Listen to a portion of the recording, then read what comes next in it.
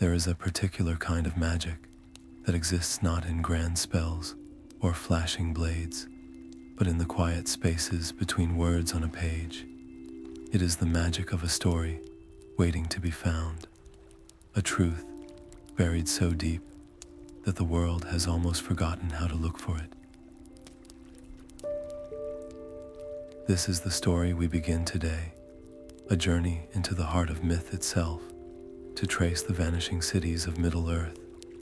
We start not with a hero's shout, but with the soft rustle of parchment in a silent library. A young scholar of Gondor, named Elara, her face lit by the solitary flame of a single candle, turns a page in an ancient text that has sat unread for centuries. And there, nestled within a forgotten genealogy, she finds it, a map. But this is no ordinary chart of lands and roads. This map is fragmented, incomplete, and most astonishing of all, the ink upon it seems to hold a faint, internal light, a shimmering echo of a forgotten age.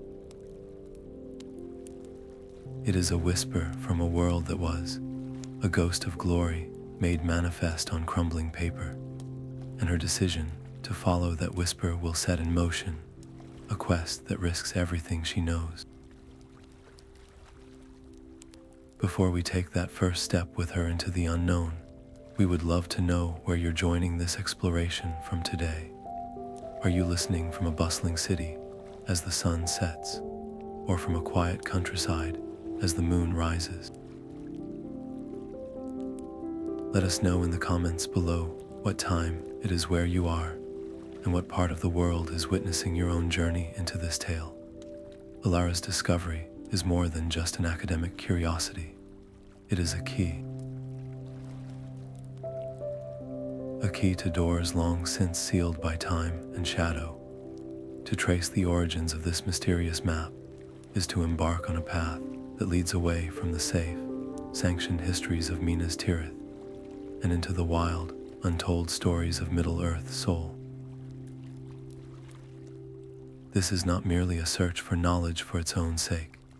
It is a search for meaning, for the very essence of what was lost when great kingdoms like Arnor and glorious elven havens like Erasure faded from the world. The map's faint light is a promise and a warning. It promises answers to questions that have haunted the ages, but it warns that some truths are buried for a reason. To uncover them is to risk unsettling the foundations of the present, to challenge the stories that people have told themselves for generations in order to feel safe. Elara understands, in that moment of discovery, that she stands at a precipice. To ignore the map is to let a piece of her world's soul vanish forever into silence. But to pursue it is to risk her reputation, her place in the only home she has ever known, and perhaps even her safety. So why does she choose the harder path? Because the echo of those lost cities is a call that cannot be unanswered. It is a call that speaks to a universal human longing, the desire to remember, to honor what came before, and to understand how the echoes of the past shape the world we live in today. This is not just a story about Alara or about Middle-earth. It is a story about us, about our own relationship with history, myth, and the fragile, beautiful things that slip away from memory. It is a story of courage found not on the battlefield, but in the quiet resolve to seek the light, no matter how faint it may be. So join us as we follow the shimmering trail on an ancient map, as we walk alongside a scholar who dared to listen to the whispers in the stone and the story. We are about to trace the echoes of the vanishing cities, and in doing so, we may just discover what it truly means for something to be lost, and what it means for it to be found again. The great library of Minas Tirith is a fortress of knowledge. its air thick with the scent of aged parchment and polished wood. For days that bleed into weeks, Alara becomes a fixture within its deepest aisles, a solitary figure hunched over a desk, illuminated by a single, flickering candle. Her world narrows to the space between the shimmering lines of her mysterious map and the crumbling scrolls of known geography she pulls from the shelves. Her fingers, careful and reverent, trace the faded elvish runes on centuries-old vellum, her eyes straining to find a match, a correlation, anything that would anchor the phantom cartography to a real location. This is not a quick search.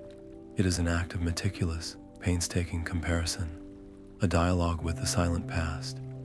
Each scroll is a voice from a different age, and she must listen intently to each one, hoping to hear an echo of the map's singular, luminous song.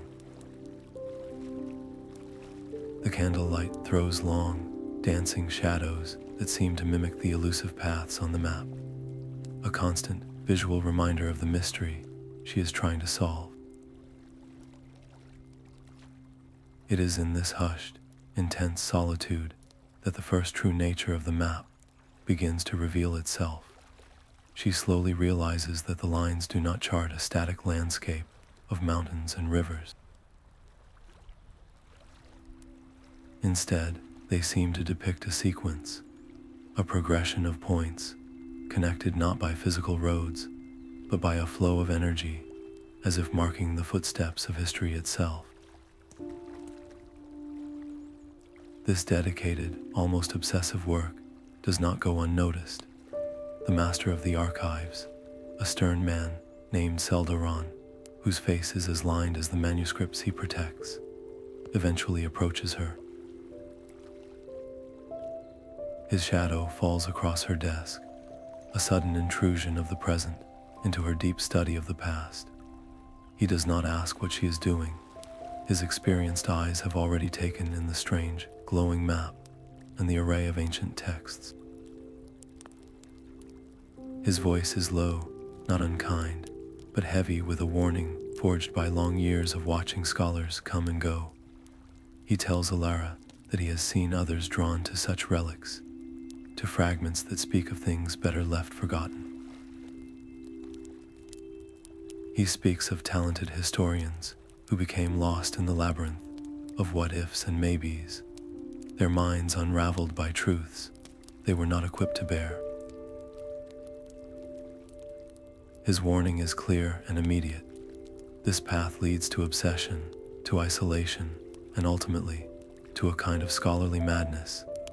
He is not threatening her, but offering a lifeline back to the safety of conventional study, to the approved histories that tell a clean, simple story of Gondor's enduring strength. In that moment, he becomes the embodiment of the obstacle she must face, the voice of caution and conformity that stands in direct opposition to her thirst for pure, unvarnished truth. A profound conflict erupts within Alara. Selderon's words carry the weight of authority and genuine concern. To defy him is to risk everything she has built within the library's hallowed walls. This archive is more than a workplace. It is her sanctuary, her home, the source of her identity. To be cast out would be a form of exile. The tension is palpable, a silent battle fought in the space between her desire for security and her burning need to know. This is the first true test of her resolve. Does she heed the wise warning of a mentor and return to the safety of the known, allowing the map's secret to fade back into obscurity? Or does she follow the faint, shimmering light, even if it leads her into shadows from which she may not return? The choice she makes here will define not only her quest, but her very character. After a long, quiet moment under Selderon's gaze, she makes her decision. She offers a respectful nod and a carefully neutral answer, giving nothing away. But in her heart, the choice is made. She will continue. She will simply do so in secret. This decision reveals the core of her nature, a stubborn, unyielding dedication to the truth, a thirst that outweighs any concern for personal safety or professional standing. It is an act of quiet defiance that marks her transition from a simple scholar to a seeker of forbidden knowledge. The stakes of her quest escalate dramatically with this clandestine commitment. As she delves deeper, cross-referencing the map's sequence with fragmented chronicles of the Second Age and poetic accounts of elven lore, a staggering realization dawns upon her. The map does not point to a physical city or a ruined fortress. It charts a pattern of events, moments in time when the veil between the past and present grew thin, when the echoes of lost civilizations resonated most strongly. It is a guide to the fading magic of the world itself, to the very process of how things vanish and what traces they leave behind. This understanding is terrifying and exhilarating in equal measure. Her pursuit is no longer just an academic exercise. It has become a direct challenge to the sanctioned history of Gondor, a history that prefers to focus on unbroken lineage and military triumph, not on the slow, mournful fading of the magical world that preceded it. To follow this map is to unravel that comfortable narrative, to suggest that the greatest truths are not found in victory parades, but in the silent sighs of forgotten places. The weight of this secret now presses on her far more heavily than any fear of Selderon's disapproval. She holds in her hands a key that could unlock the soul of Middle-earth, and that is a dangerous thing to possess. As twilight deepens the shadows in the library, she quietly gathers her notes, her heart pounding with a mixture of fear and purpose. The weight of her secret is a physical pressure, urging her to move, to act. It presses her away from the silent, ordered world of books and toward the city gates and the wild, uncertain lands that lie beyond. Leaving the ordered stone of Minas Tirith behind, Elara follows the Anduin south, the river a broad, muddy guide toward the broken city of Osteliah. The journey itself is a passage from the present into the past. The well-trodden paths give way to wilder, more tangled trails, and the air grows heavy with the scent of damp earth and decay. When the ruins finally rise from the river's mist, it is a sight that chills the soul. This is not the majestic ruin of a monument peacefully succumbing to time. It is a battlefield frozen in its final, agonized moment. Great bridges lie shattered like broken spines, their stone blocks tumbled into the water. Towers stand hollow and skeletal, their windows empty eyes staring out over the desolation.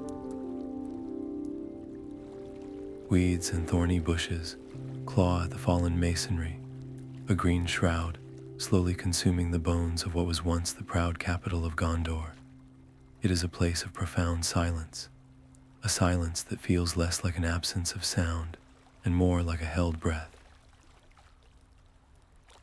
Using the shimmering map as her guide, Elara picks her way through this landscape of loss. The map does not lead her to the most obvious landmarks, the Great Dome, or the main thoroughfares.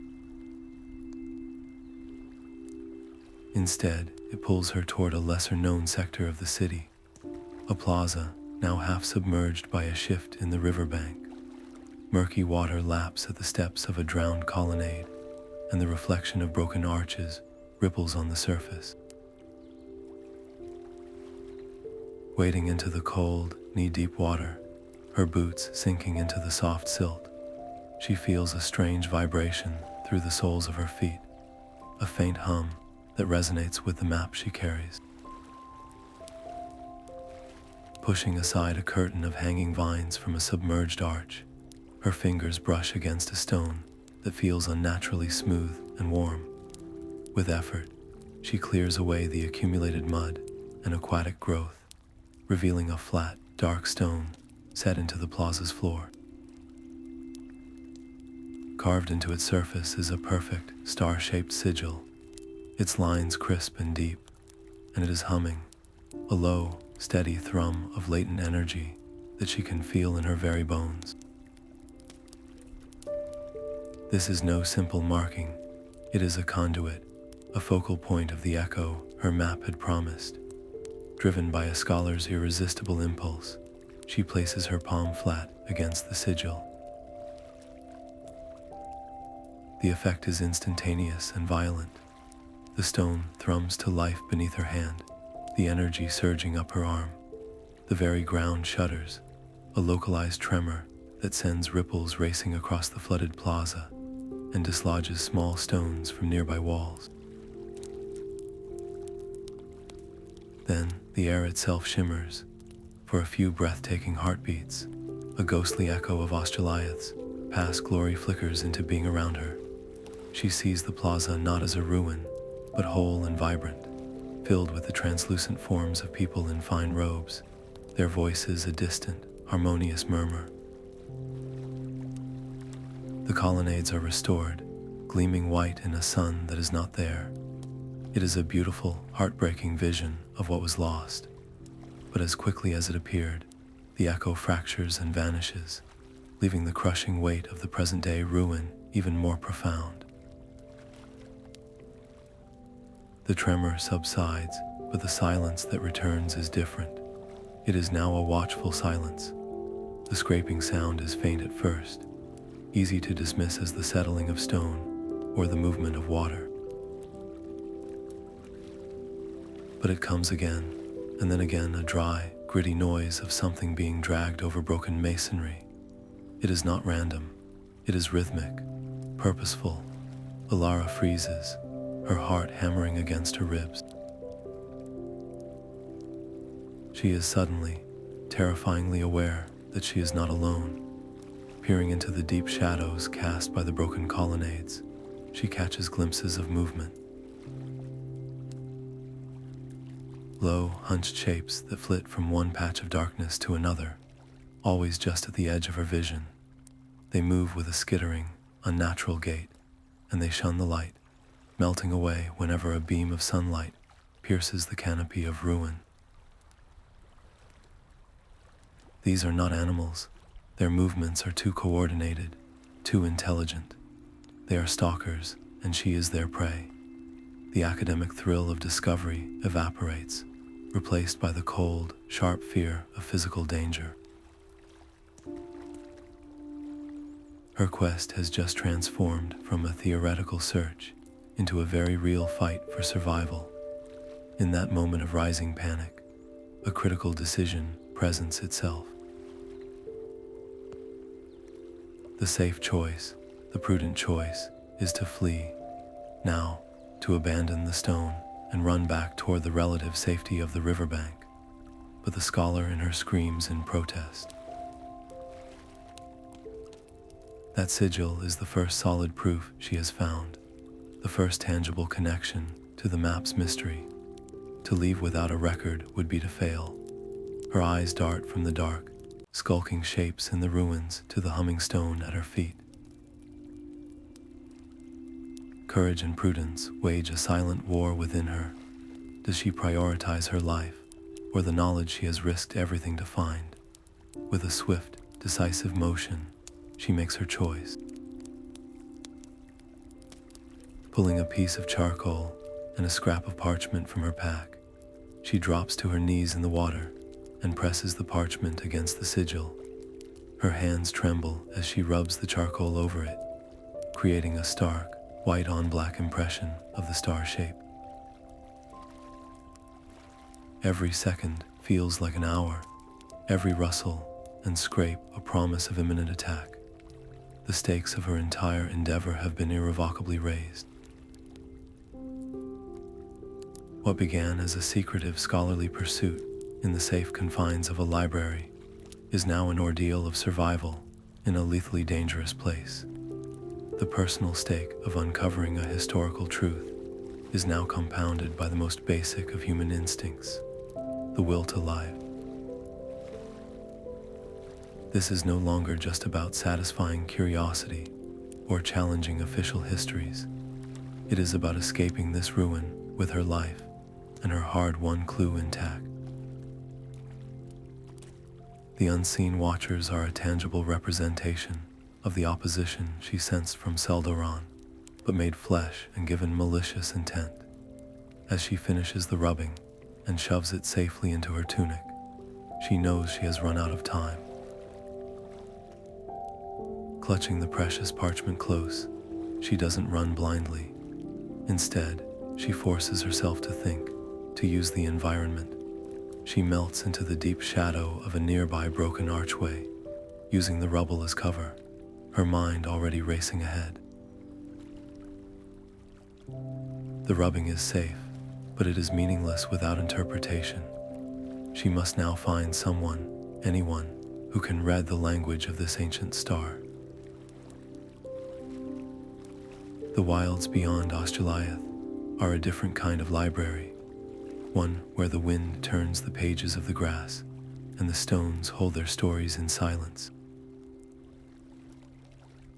For Alara, every rustle in the undergrowth is a reminder of the scraping sounds in the ruins, and every shadow seems to hold a watching presence. Her flight is a blur of fear and determination, her only thought to put distance between herself and the unseen stalkers. She knows she cannot return to Minas Tirith, not with the master of the archives already suspicious. Her path leads her north and east, following whispers and fragments of lore about the Rangers of the North, the solitary wanderers who are said to possess knowledge lost to the cities of men. It is a desperate hope, a search for a guide in a landscape that has suddenly become treacherous. She finds him, or perhaps he finds her, at a secluded campsite nestled in a wooded valley. He is a tall, grim figure, cloaked in gray, with eyes that have seen ages of the world's sorrow. He introduces himself as Strider, and he listens. He does not dismiss her wild story of a glowing map and a humming stone. Instead, he listens with an intensity that is more profound than any scholarly attention she has ever received. When she shows him the charcoal rubbing of the star-shaped sigil, his demeanor shifts. The casual watchfulness falls away, replaced by a focused gravity. He takes the parchment, his fingers tracing the lines not with academic curiosity, but with a grim recognition, as if greeting an old and dangerous acquaintance. His voice is low and measured when he finally speaks. He confirms that the sigil is indeed a marker, but not for a place in any ordinary sense. He names it a sign of the lost road, the ancient path used by the Númenóreans of old, a route that was as much a journey through memory and spirit as it was across physical land. This is not the confirmation Elara expected or wanted. It transforms her find from a historical curiosity into something far more potent and perilous. Aragorn explains that the echoes she seeks are not merely passive memories fading like old paint. They are active, resonant energies, fragments of creation and power left behind by the great works of the elder days. And such power is never left unguarded. He speaks of ancient wards placed by the very builders of those cities, protective spells woven into the stone and song of those places, designed to test, to mislead, or to destroy those who approach with the wrong intent. But more terrifying than these magical safeguards are the mortal and immortal forces that would seek to control such power. He reveals that the echoes are a prize, a source of strength for those who know how to harness them, and that a shadowy faction, a remnant of older, darker allegiances, is also on the hunt. Her quest is no longer a race against time, but a race against a hidden, malevolent opponent. This revelation creates an immediate and profound tension. Aragorn does not order her to stop or turn back. Instead, he presents her with a clear, difficult choice. He offers his protection and his guidance. He knows the wild lands, the old secrets, and the ways of their unseen enemies. But this alliance comes with a cost. Traveling with a ranger means moving with caution, avoiding well-trodden paths, and accepting a slower, more methodical pace. His presence is a shield, but it is also a tether. The alternative is stark. She can refuse his aid and continue alone. This path offers the allure of speed and the purity of a solitary quest, a journey driven solely by her own will and intellect. But it is a path of immense peril, where a single misstep could lead to an encounter with creatures far worse than the skulking things in Osteliah, or worse, falling into the clutches of the very faction that seeks what she hunts. The choice is between safeguarded knowledge and unbridled discovery, between collective wisdom and individual resolve. It is a test of what she values more, the certainty of reaching her goal, or the personal agency of the journey itself. Elara's decision is not made lightly. Her entire life has been built on the foundation of solitary study, of trusting her own mind above all others. The idea of surrendering any part of her quest's direction to another, even someone as clearly experienced as Aragorn, feels like a betrayal of her scholarly principles. She cherishes the purity of a search driven by her own curiosity, untainted by outside influence. Yet, looking into his weary, knowing eyes, she cannot deny the truth of his warning. The scraping sounds in the ruins, the malevolent feeling of being watched, these were not figments of her imagination. The danger is real. Prudence, the very quality that has allowed her to decipher ancient texts, now argues for accepting the stronger hand. After a long silence, her gaze dropping to the sigil in her hands, she reluctantly agrees. She will travel with him, but only for a time, only until she feels she has learned enough to continue on her own. It is a compromise that acknowledges her vulnerability without completely sacrificing her independence, a decision that reveals her growing understanding that some truths are too dangerous to uncover alone. With this agreement, the stakes of her mission are elevated to a scale she could never have imagined in the library. What began as a personal, academic obsession to preserve fading beauty now becomes a matter affecting the stability of the entire region. Aragorn hints that the shadowy faction, seeking the echoes, is not merely a group of treasure hunters. They are servants of a forgotten ideology, individuals who wish to twist the memories of the past into tools of power in the present. If they were to succeed in capturing and weaponizing an echo, they could unleash forces that would make the shadow in the east seem like a passing cloud. Elara's quest is no longer just about saving stories from oblivion. It is about preventing those stories from being corrupted and used to enslave the future. The weight of this responsibility settles on her shoulders, a burden far heavier than her pack.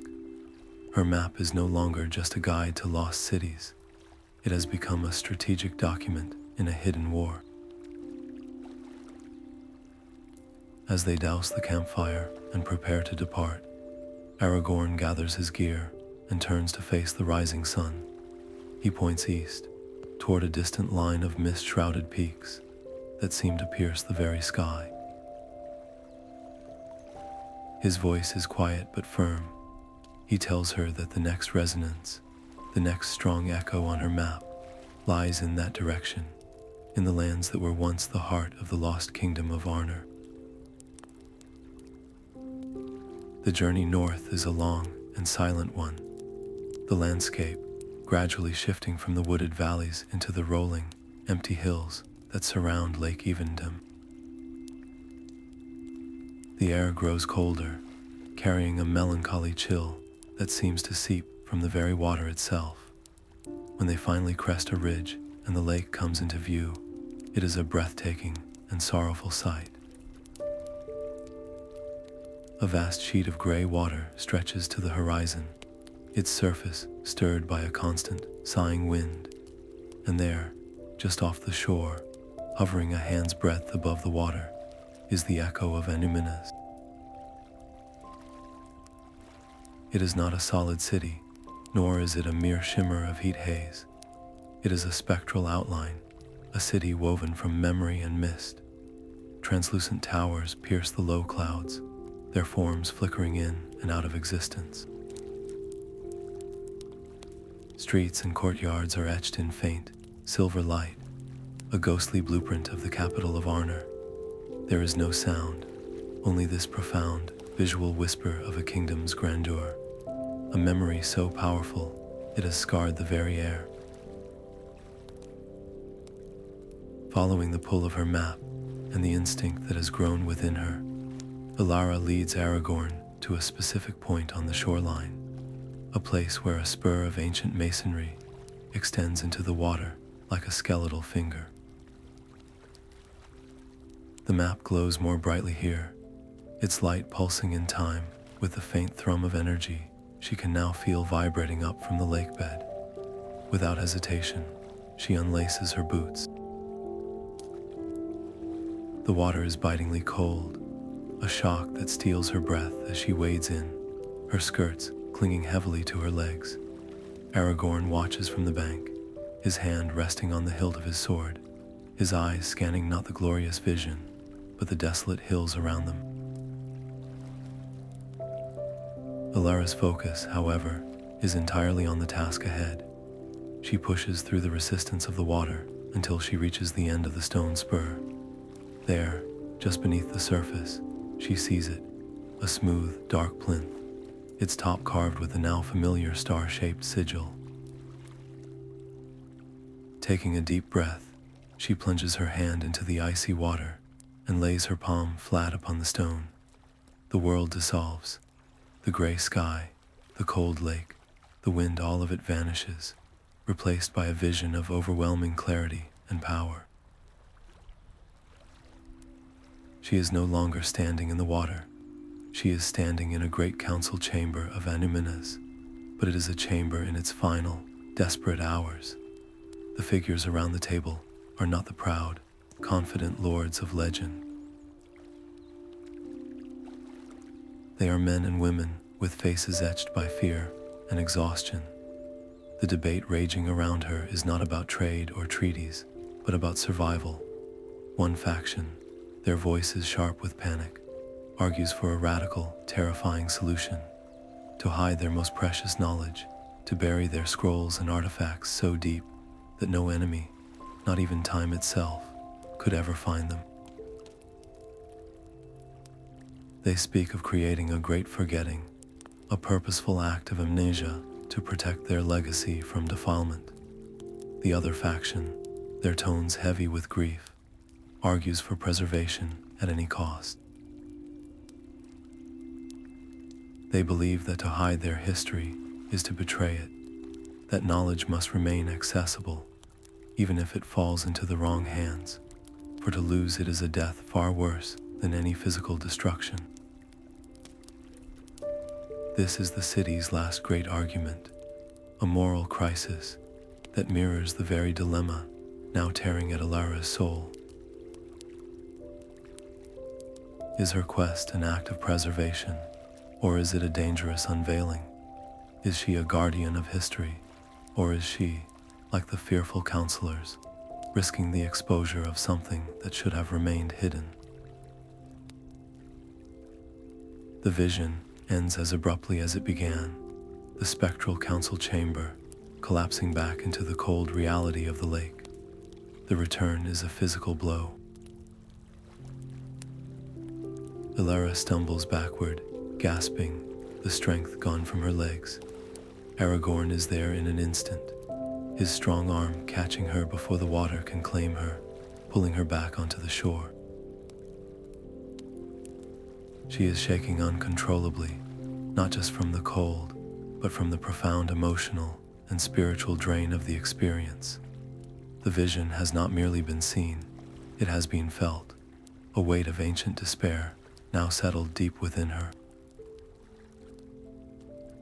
It has shaken the foundation of her confidence, casting a long shadow of doubt over the righteousness of her entire mission. As Aragorn wraps a dry cloak around her shoulders, a new sound cuts through the wind, a sound that turns her blood to ice. It is not the sigh of the lake or the cry of a bird. It is the guttural, hungry howl of a warg, answered by several others from the surrounding hills. Her interaction with the echo, the surge of energy required to summon the vision, has acted like a beacon, a flare of ancient power in the twilight that has drawn the attention of the wild's most savage hunters. The tension is immediate and terrifying. Aragorn helps Alara to her feet, but she can barely stand, her body weakened and her mind reeling from the council's devastating debate. The howls are getting closer, a tightening circle of menace. They are exposed on the open shoreline, with their backs to the vast, uncaring lake. Aragorn, his sword now drawn, assesses the situation with a warrior's calm. He presents her with a brutal choice. They can try to push forward, to flee along the lakeshore in the hope of finding a more defensible position. A narrow pass, a rocky outcrop. But this would mean moving while exhausted, and with the wargs harrying their heels, a gamble that could lead to being run down in the open. The alternative is to make a stand right here, to trust in Aragorn's unmatched skill with a blade to protect them, and to hope that the terrain offers just enough advantage to survive the pack's assault. It is a decision that pits motion against stability, hope against grim resolve. Elara, her teeth chattering, looks from the grim set of Aragorn's jaw to the darkening hills where yellow eyes are beginning to gleam. Her own body feels like a betrayal, a fragile vessel unable to support the immense task she has undertaken. In that moment of supreme vulnerability, she makes her choice. To run would be to succumb to the same fear that paralyzed the Council of Annúminas, the fear that leads to hiding and isolation.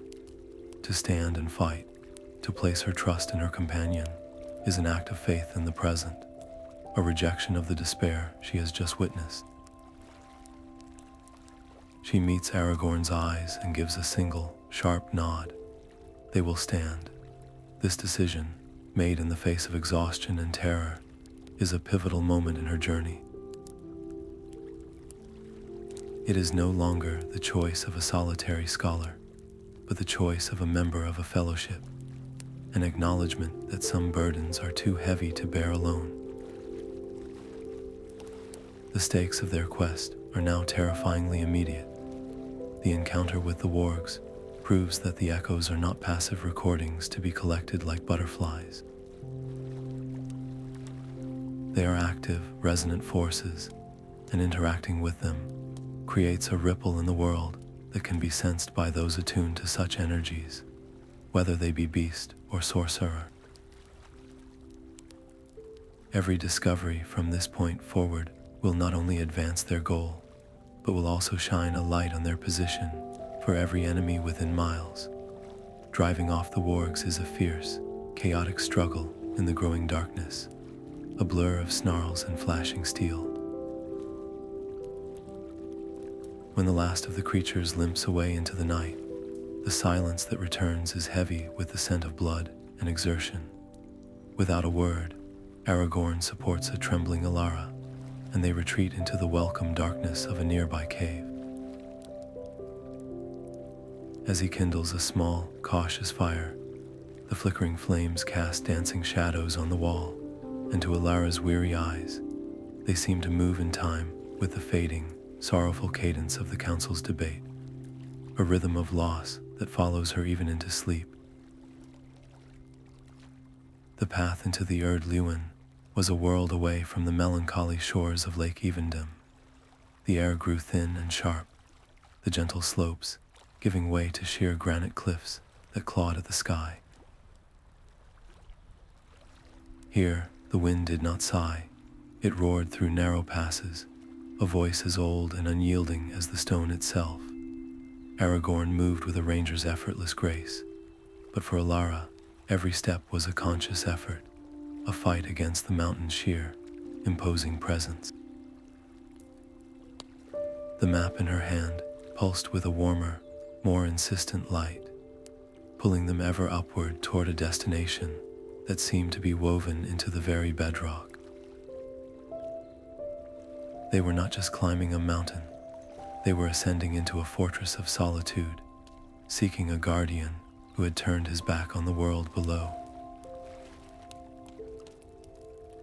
Their goal was a figure known only in whispered tales, a dwarf of the Erd Luin named Boren, said to be a stone speaker, one of the last of his kind who could listen to the stories the rock itself had to tell. They found his dwelling not in a grand hall, but in a crack in the world, a cave mouth hidden behind a waterfall that thundered into a crystalline pool. There was no door, only the dark, dripping opening, but the feeling of being watched was as solid as the mountain. Boren emerged not with a greeting, but with a low, challenging growl that was barely audible over the crash of water.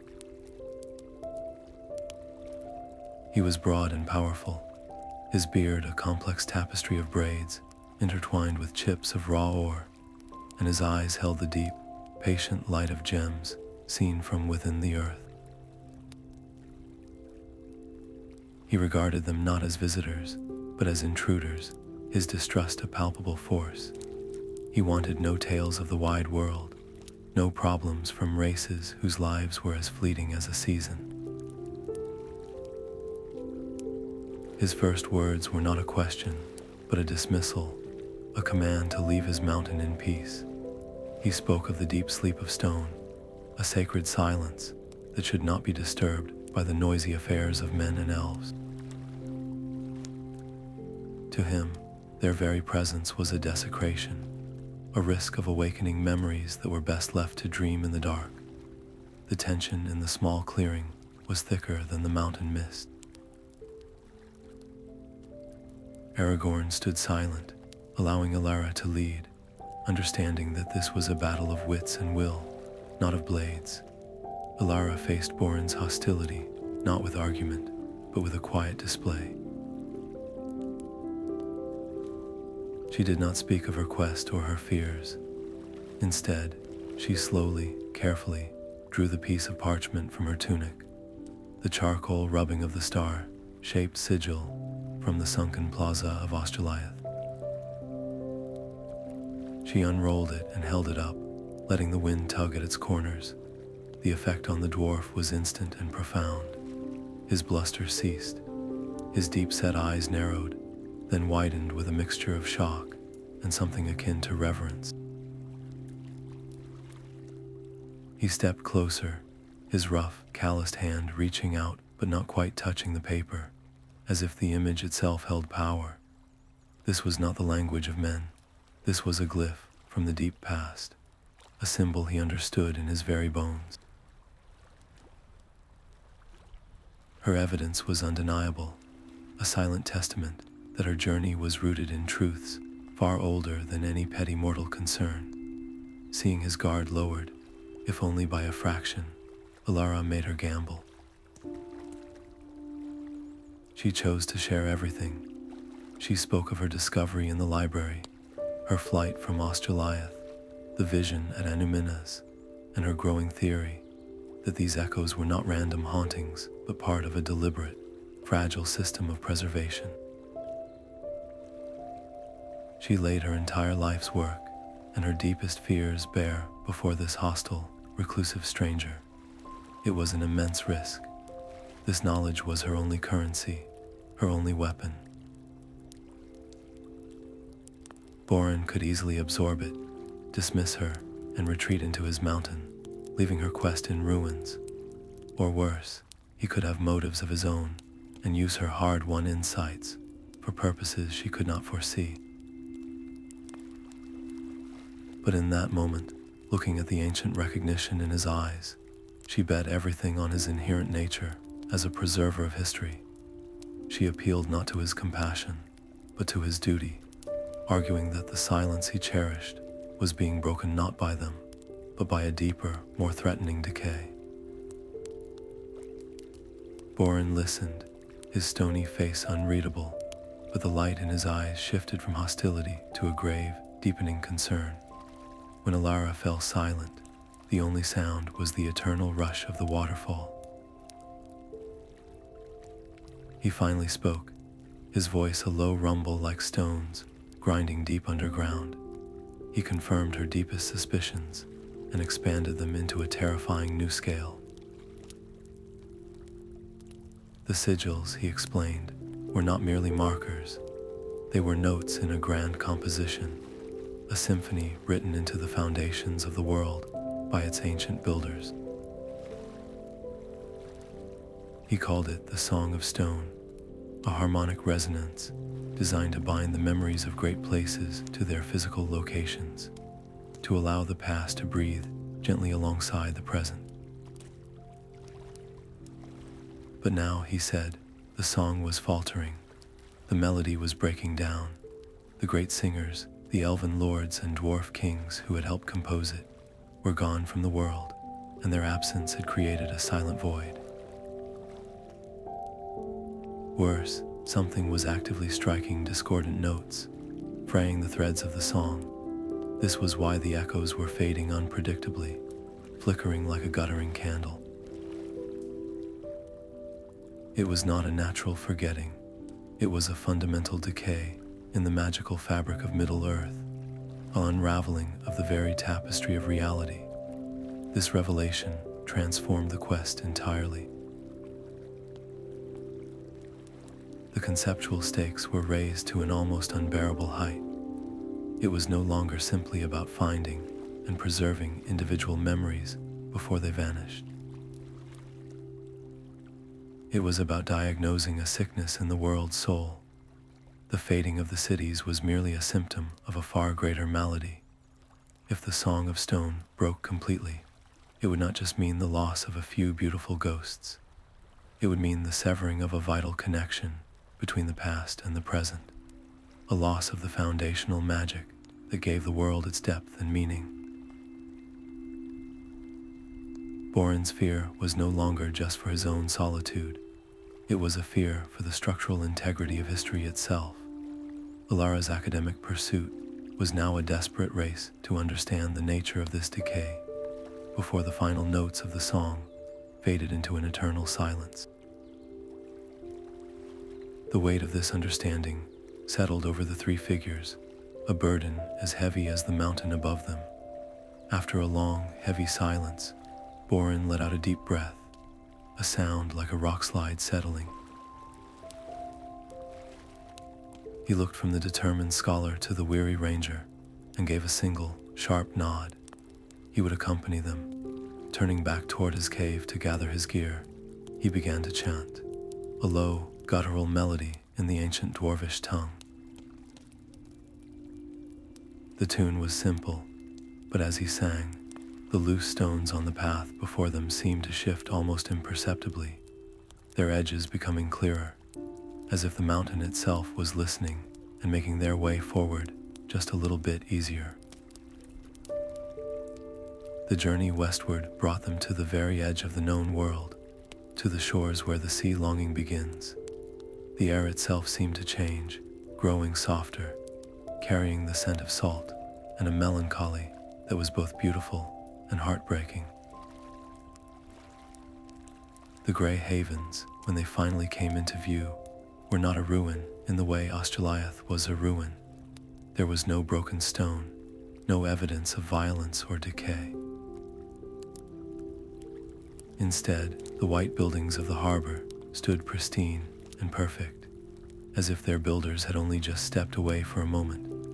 But that was the source of the profound wrongness that struck them the moment they passed the final gate.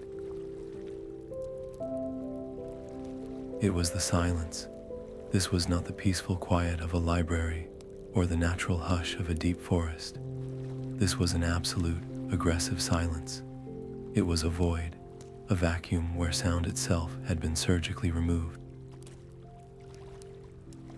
Elara had expected to find the most powerful echo of all here, the resonant memory of the elven ships departing into the west, a moment of such profound sorrow and hope that it should have been etched into the very air for all time.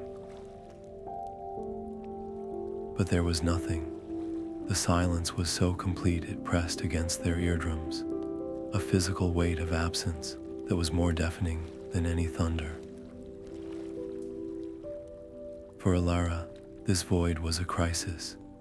Her entire methodology, the scholarly framework upon which she had built her life and this quest, was based on the presence of evidence. She sought traces, impressions, resonances, things that could be studied, recorded, and analyzed. This silence was the opposite of all that. It was not merely the absence of a thing, it was the presence of an absence. It was a negative space that held a terrifying shape. Boren felt it too, his hand instinctively going to the head of his axe, his dwarven senses recoiling from this unnatural stillness. He muttered that it was like a mine shaft that had been entirely emptied of its ore, leaving behind a hollow that threatened to collapse in on itself. Aragorn's face was grim, his eyes scanning the perfect, empty keys. He confirmed their deepest fear. This was not a natural fading. This silence had been made. Something or someone had come here and had done the impossible. They had erased an echo. They had not just let a memory fade. They had reached into the fabric of the world and torn it out.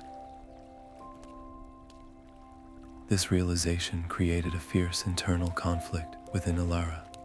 Her rational, empirical mind rebelled. How does one prove a silence?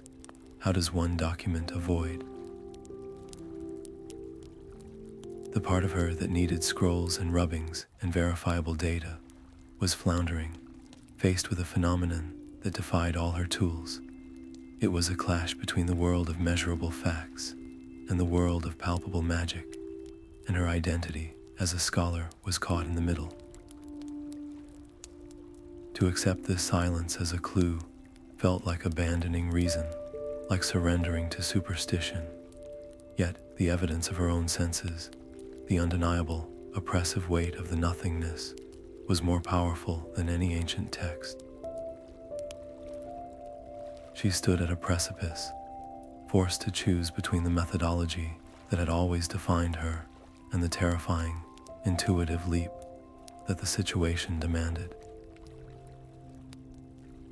It was a test of her intellectual flexibility, a challenge to evolve from a mere collector of facts into an interpreter of mysteries.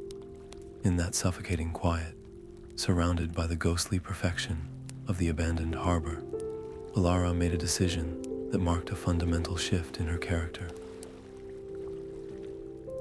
Instead of fighting the silence, instead of trying to force the environment to conform to her expectations, she decided to listen to it. She sat down on the white stones of the quay, closed her eyes, and turned her attention inward. She began to meditate, not seeking a sound, but seeking to understand the shape and texture of the silence itself. This was not a passive surrender. It was an active investigation of a new kind of evidence. She focused on what the silence felt like. Was it peaceful? No, it was hungry. Was it old? No, it felt recent. A raw wound in the world. Was it complete? As she concentrated, she began to perceive the faintest of edges to the void, a subtle boundary where the natural sounds of the world, the distant cry of a gull, the sigh of the wind, seemed to hit an invisible wall and die. This silence had a perimeter. It was a localized phenomenon, which meant it was an act of will. This absence was, in its own terrifying way, a message. The stakes of their quest were now raised to a terrifying new level. The opposition was no longer a theoretical concept or a vague shadow. It was a tangible, intelligent force with the power to unmake history. This was no longer a race against time's natural decay. It was a race against an active, malevolent eraser. Their adversary, whom Aragorn now named in a whisper as the Curator, was not just seeking the echoes for himself. He was destroying the ones he could not control. This transformed the nature of their mission from preservation to prevention. They were not just archivists trying to save crumbling manuscripts. They were guardians standing against a vandal in the great museum of the world. The personal danger was also immense. An enemy who could silence the Grey Havens was an enemy of unimaginable power. Their every move from this point forward would be made with the knowledge that they were being hunted by a foe who could manipulate the fundamental energies of memory and time. As they turned to leave the oppressive quiet of the harbor, the world seeming to rush back into their ears with the sound of the wind and the waves, a small, golden shape fluttered on the air. A single leaf from a malorn tree that should have long since lost its vibrant color drifted down from an unseen branch. It spun gently, a slow, deliberate dance on the breeze, and landed squarely in Elara's open palm. It was warm to the touch, and its hue was a brilliant, living gold that seemed to hold a light of its own. In the midst of that manufactured void, this leaf was not an echo of the past. It was a stubborn assertion of the present. It was a promise. It whispered, without a sound, that not all memory could be erased, that beauty and life could persist even in the face of a will dedicated to silence. Clutching the leaf, its warmth a small defiance against the cold void they were leaving behind, Alara knew their path was set. They had to find the source of this erasure, and they had to find it before the last light of the past was swallowed by the Curator's silence. Their path led them away from the sea's mournful silence and into the rugged, empty lands that had once been the domain of Arnor. The landscape itself felt abandoned, a kingdom of wind and stone where the only inhabitants were memories. It was Boren, his ear attuned to the whispers in the rock, who led them to the forgotten watchtower. It was not marked on any modern map, a skeletal finger of black stone pointing accusingly at the sky, perched on a desolate crag. The air around it was still and cold, as if time itself had grown tired and settled here to sleep. The entrance was a gaping wound in the tower's base, half collapsed and choked with thorny brambles that seemed to clutch at their cloaks as they pushed through. Inside, the darkness was absolute, a thick, dusty blanket that their small lantern did little to pierce. The silence was different from the havens. This was not an erased silence, but a buried one, heavy with the dust of centuries and the weight of a terrible secret. They found the archive not in a grand chamber, but in a hidden cellar, its door concealed behind a fallen tapestry that crumbled to the touch. The room was small and circular, and in the center sat a stone desk, and upon that desk lay a single, thick journal bound in what appeared to be hardened, blackened leather. The air smelled of old vellum, dry rot, and something else, a faint metallic tang like cold iron or old blood. Elara approached the desk with a scholar's reverence, but every instinct warned her that the knowledge here was not pure. As she carefully opened the cover, the script that greeted her was a beautiful, flowing form of Adunaic, the language of Numenor, but the words it formed were ugly and twisted. The journal belonged to a lord named Tarkuma-sil, a name that echoed with a dark legacy. He wrote not of preservation or understanding, but of possession.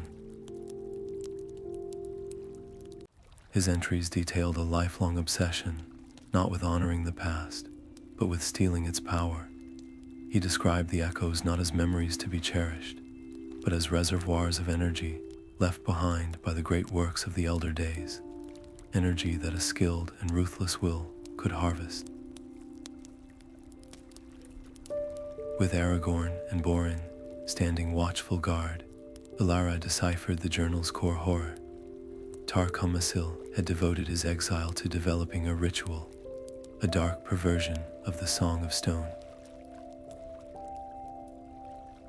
Where the original song was a harmony, a way to let the past breathe alongside the present, his ritual was a snare. It was a method to tear an echo from its natural anchor in a place or object, to sever its connection to the flow of time, and to imprison it within a vessel, a gem, a weapon, a crown. Once captured, the echo's energy could be drained, its essence of courage or craft or hope consumed to augment the captor's own power. He wrote of bending the will of long-dead heroes to his service, of infusing his armies with the remembered strength of fallen kingdoms, of building a new empire on the plundered glory of the old. This was not history, it was necromancy applied to memory, a vampiric consumption of the past itself. The consequences of this discovery were staggering. It provided the first clear, horrifying picture of their adversary's goal. The curator was not a fellow scholar who simply disagreed on methods. He was a disciple of this dark tradition, a successor to Tarkuma-sil's madness. His aim was not to preserve the vanishing cities, but to loot them. He sought to weaponize history, to turn the beautiful, fragile echoes into an arsenal for domination. The erasure at the Grey Havens now made terrible sense. If he could not capture an echo, he would rather destroy it than leave it for others, or allow it to exist free. This revelation reframed their entire quest. They were no longer just racing against decay. They were racing against a thief who wanted to chain the ghosts of the past to his chariot wheels. This understanding forced upon Alara a conflict far more personal and corrosive than any physical danger. As she read Tarkuma-sil's arrogant, greedy words, she was forced to stare into a dark mirror. Her own quest was driven by a deep, burning desire to preserve the echoes, to save them from oblivion. But where was the line between preservation and possession? Was her desire to save these memories any different, in its essence, from the curator's desire to capture them? Both sought to interfere with the natural order. Both sought to take something that did not belong to them and keep it for their own purposes. The journal held up a distorted reflection of her own passion, and the image was morally repugnant. Could her noble goal be perverted, slowly and subtly, into a form of the same greed? The tension was agonizing, a crisis of conscience that threatened to undermine her very reason for being on this path. It was the conflict between the archivist who serves history and the collector who owns it. This internal struggle crystallized into an immediate, critical decision. The journal lay before her, a repository of forbidden knowledge.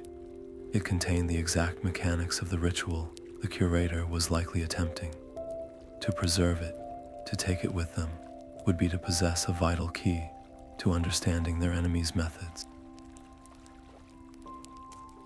It could be a weapon, a way to anticipate his moves and perhaps even find a way to counter the ritual, but the risk was immense. If they were ever caught, if this knowledge fell into the curator's hands, it would complete his understanding. Worse, what if the temptation to use it proved too great for one of them in a moment of desperation? The journal was a seed of pure corruption. The alternative was to destroy it, to burn this dark knowledge and ensure it could never be used again. But that act felt like a betrayal of her life's work. It was the willful destruction of knowledge, an act that went against every fiber of her being as a scholar. It was to become, in a small way, like the curator himself, an eraser of history. The moral stakes of their journey were now raised to their highest point yet.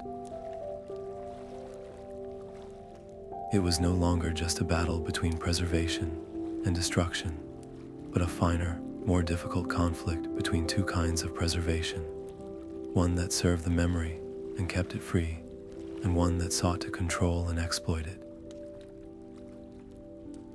Elara's personal mission was now inextricably intertwined with this fundamental ethical dilemma. The choice she made here would define not only the practical course of their quest, but the moral character of their fight. She looked from the ancient, evil pages to the faces of her companions. Aragorn's expression was grave, his eyes holding the weight of a man who understood the cost of power. Boren's face was a mask of disgust. To a dwarf, the idea of forcing a song from the stone was a profound blasphemy. Their silent judgment mirrored her own revulsion. The journal was not a tool, it was a poison. With a resolve that felt like tearing a part of her own soul away, Alara made her decision. She would not be the curator of this darkness. Taking the journal, she walked out of the suffocating cellar into the gray daylight of the tower's ruin. She did not speak.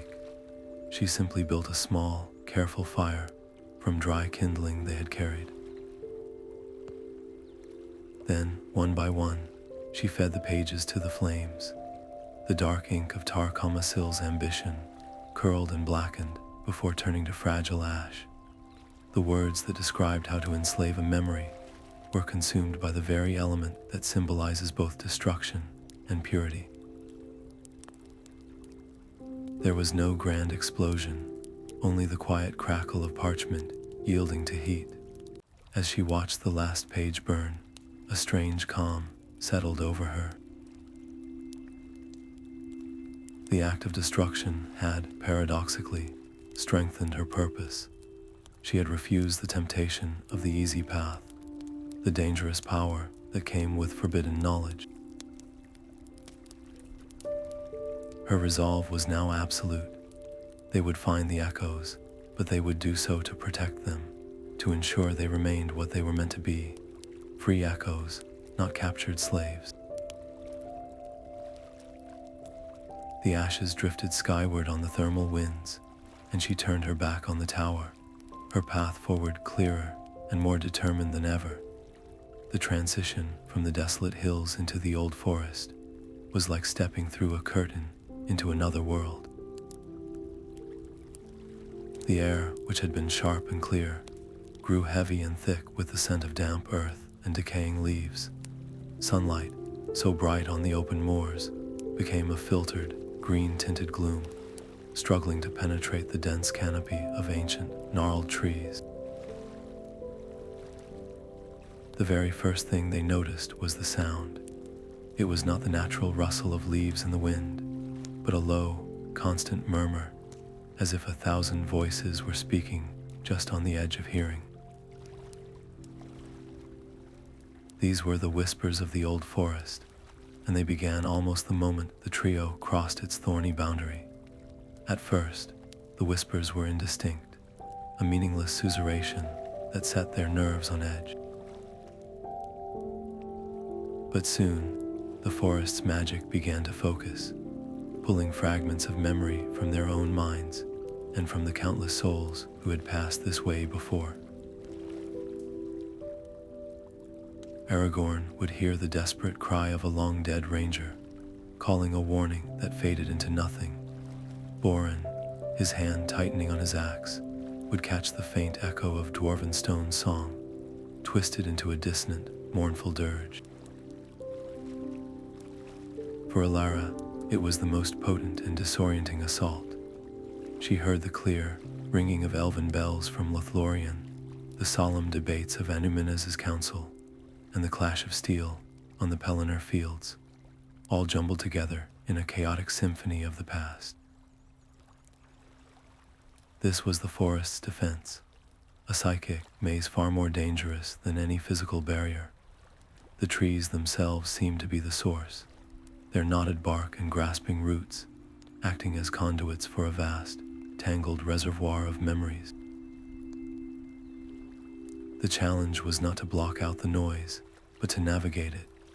Alara quickly realized that the whispers were not random. They were reactive, echoing their deepest fears and doubts back at them.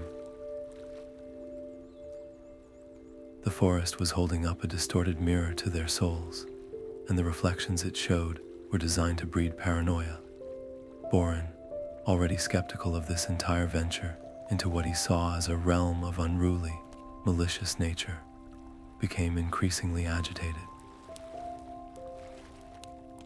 He began to mutter that the whispers were proof of the forest's inherent corruption, a sign that they should never have entered.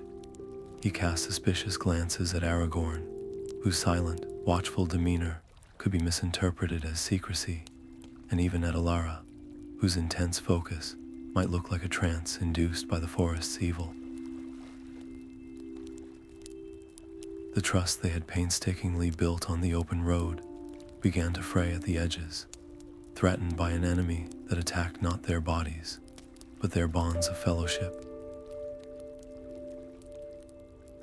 The conflict here was entirely psychological. There was no blade to parry, no creature to fight. The antagonist was the environment itself, a sentient, ancient consciousness that sought to confuse and separate them. Alara's greatest weapon became her clarity of purpose, the unwavering connection she felt to the faint, steady pulse of the map in her hand. While the forest shouted lies and fragments of history, the map emitted a silent, constant pull, like a lodestone pointing toward true north. She had to learn to differentiate the signal from the noise. The true city echoes she sought had a specific quality, a resonance of crafted stone and deliberate song, a signature of civilization. The forest's memories, in contrast, were wild, emotional, and raw. The fear of a lost traveler, the anger of a trapped animal, the sorrow of a falling tree. It was the difference between a composed symphony and the cacophony of a storm.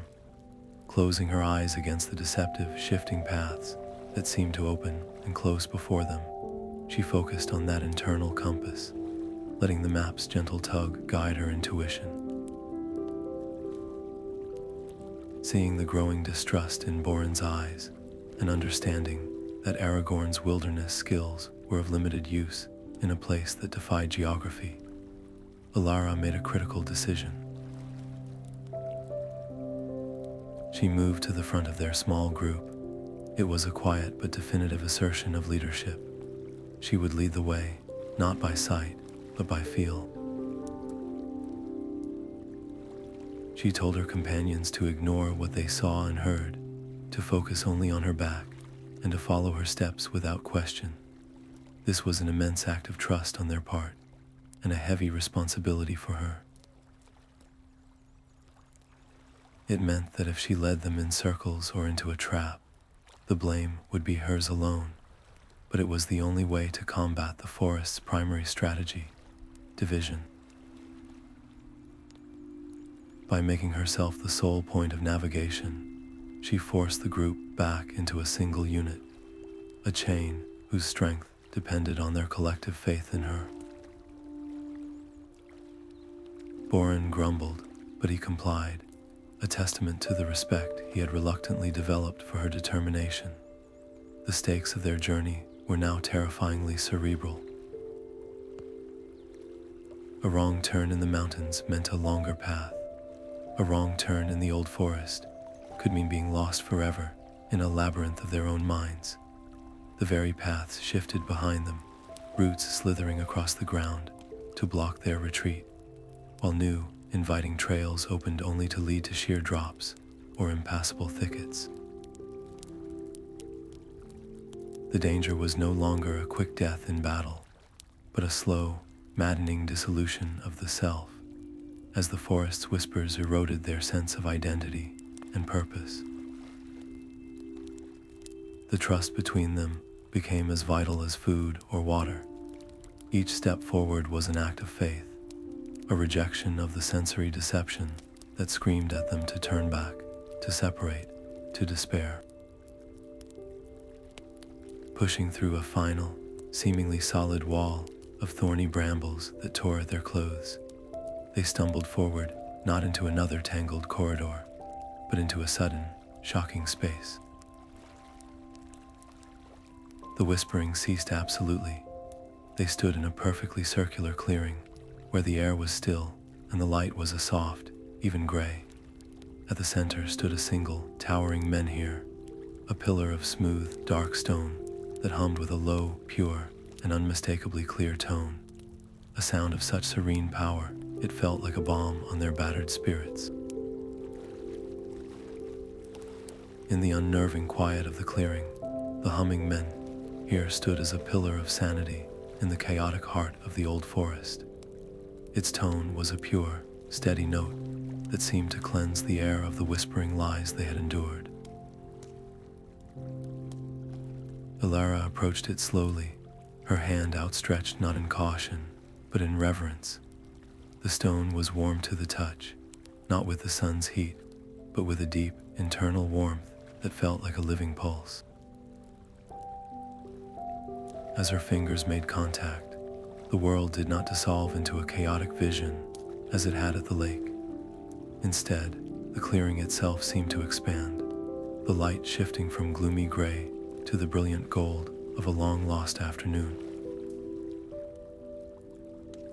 The twisted trees were replaced by the graceful, sun-drenched arches of Osteliah, the elven city of a region in its glorious prime. This was not a ghostly, flickering echo like the one in Osteliah. This was a moment of breathtaking clarity, a window punched cleanly through the centuries. The air smelled of honeysuckle and hot stone, and the sound of hammers striking metal in a harmonious rhythm filled the space. And there, for a single, fleeting heartbeat, was Celebrimbor himself. He was not a king on a throne or a warrior in a battle, but a craftsman at his workbench, his face illuminated by the glow of a gem he held in tongs. His expression was one of absolute concentration, a fusion of immense will and sublime artistry. In that fraction of a second, Alara did not just see him. She felt the sheer creative force required to bring such a thing into the world, the focused power of a spirit shaping matter into a form of perfect beauty.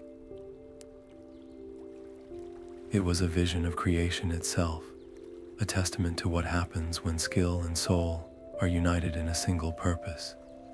Then, as suddenly as it opened, the window slammed shut. The brilliant light, the sounds of industry, the figure of the elven lord, all vanished, and the crushing weight of the present fell back upon Alara like a physical blow. The return was catastrophic. The energy required to channel such a potent, specific memory was immense, and it drained her completely. A searing pain lanced through her temples, and her legs gave way beneath her. She collapsed to the soft moss of the clearing, her world narrowing to a pinpoint of agony before fading into unconsciousness. The vision's gift of supreme clarity came with a terrible price, exacting a toll directly from her own life force. In that instant, the dynamic of the group shifted violently. The scholarly quest became a desperate fight for survival. Aragorn was at her side in a moment, his warrior's instincts taking over as he checked her pulse and breathing, his face etched with concern. Boren, his distrust of the forest momentarily forgotten, turned his back to them, his axe held ready, his broad body a shield against any threat that might emerge from the surrounding trees. The two companions now stood as defenders, their mission simplified to its most essential element, protecting the vulnerable heart of their endeavor. The silence of the clearing, which had felt like a sanctuary moments before, now felt oppressive and watchful. Every rustle of a leaf, every snap of a twig in the distance, was a potential danger. They were trapped, unable to move their stricken leader, forced to hold their ground in a place that had already proven its malevolence. When consciousness returned to Elara, it came in waves of throbbing pain and profound weakness.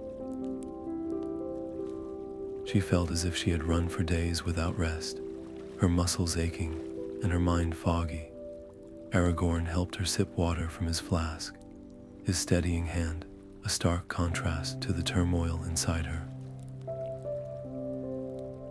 As her senses cleared, the memory of the vision returned with perfect clarity, and with it, the crucial clue it contained, Celebrimbor at his workbench. The echo had not been strongest in a throne room or a grand plaza, but in a place of making, of craft. The realization struck her with the force of a revelation. The echoes were not tied to where people had simply lived or died, but to where they had poured the greatest measure of their will into the world. They were residues of immense creative acts, anchored to the sites of their conception. This understanding reframed their entire search. They were not looking for cities. They were looking for workshops, forges, and studios. This newfound knowledge, however, presented her with an immediate and painful dilemma. The men here still hummed beside them, a repository of untold histories. She knew, with a certainty that chilled her, that if she were to touch it again, she might be able to glean more detail. A name, a date, a specific artifact Celebrimbor was crafting. Such information could be invaluable, but she also knew the cost. Her body felt frail, hollowed out. Another attempt could leave her permanently damaged, or worse, could plunge her into a coma from which she might not wake, becoming a fatal burden to her friends. The choice was between the scholar's insatiable hunger for complete knowledge and the leader's responsibility for the safety and success of the group. It was a test of greed against wisdom. Lying there on the ground, looking up at the worried faces of Aragorn and the stoic, protective posture of Boren, Elara made her decision. She would not touch the stone again. The clue she had received was gift enough. To risk everything for a marginal increase in understanding was not courage. It was the kind of reckless obsession the master of the archives had warned her about. It was a choice that acknowledged the physical limits of her quest, a maturation from a seeker of truth into a guardian of a cause larger than herself. The personal risk was no longer an abstract concept. It was a palpable factor in every decision. Each echo they sought from this point forward would not just be a discovery, but a potential sacrifice, a weighing of knowledge against the vitality required to obtain it. The stakes of their journey were now intimately personal. The danger was no longer just external, from goblins or sorcerers. It was internal, a part of the very process of revelation. Accessing the deepest truths of the world required a piece of the seeker's own spirit as payment. This realization deepened the gravity of their mission exponentially. They were not just retrieving lost information, they were trading their own strength for it. As Alara slowly, painfully, got to her feet, leaning on Aragorn for support, she looked south, the direction now clearly indicated by the vision of a region. Their path was set, leading toward the ruins where the greatest crafts of the Second Age were wrought, a journey that promised wonders and pearlies in equal measure, where every step forward would be measured against the cost of the light they sought to reclaim. The ruins of Tharbad were a sprawling graveyard of stone, a testament to the slow victory of river and wrought over ambition. The once great city of the Guatbo was now little more than broken foundations being swallowed by marshland, its grandeur reduced to a soggy, melancholic silence. It was here, in the lee of a crumbling wall that offered meager shelter from a persistent drizzle, that they made their camp. The fire was small, its smoke a thin, gray thread against the deepening twilight, doing little to dispel the chill that seemed to rise from the sodden ground itself. The atmosphere was heavy, the recent encounter with the men, here's draining power still a fresh memory, and the oppressive silence of the Grey Havens a lingering specter in all their minds. They spoke little, each lost in thought, the usual watch rotations feeling more like a grim necessity than a routine.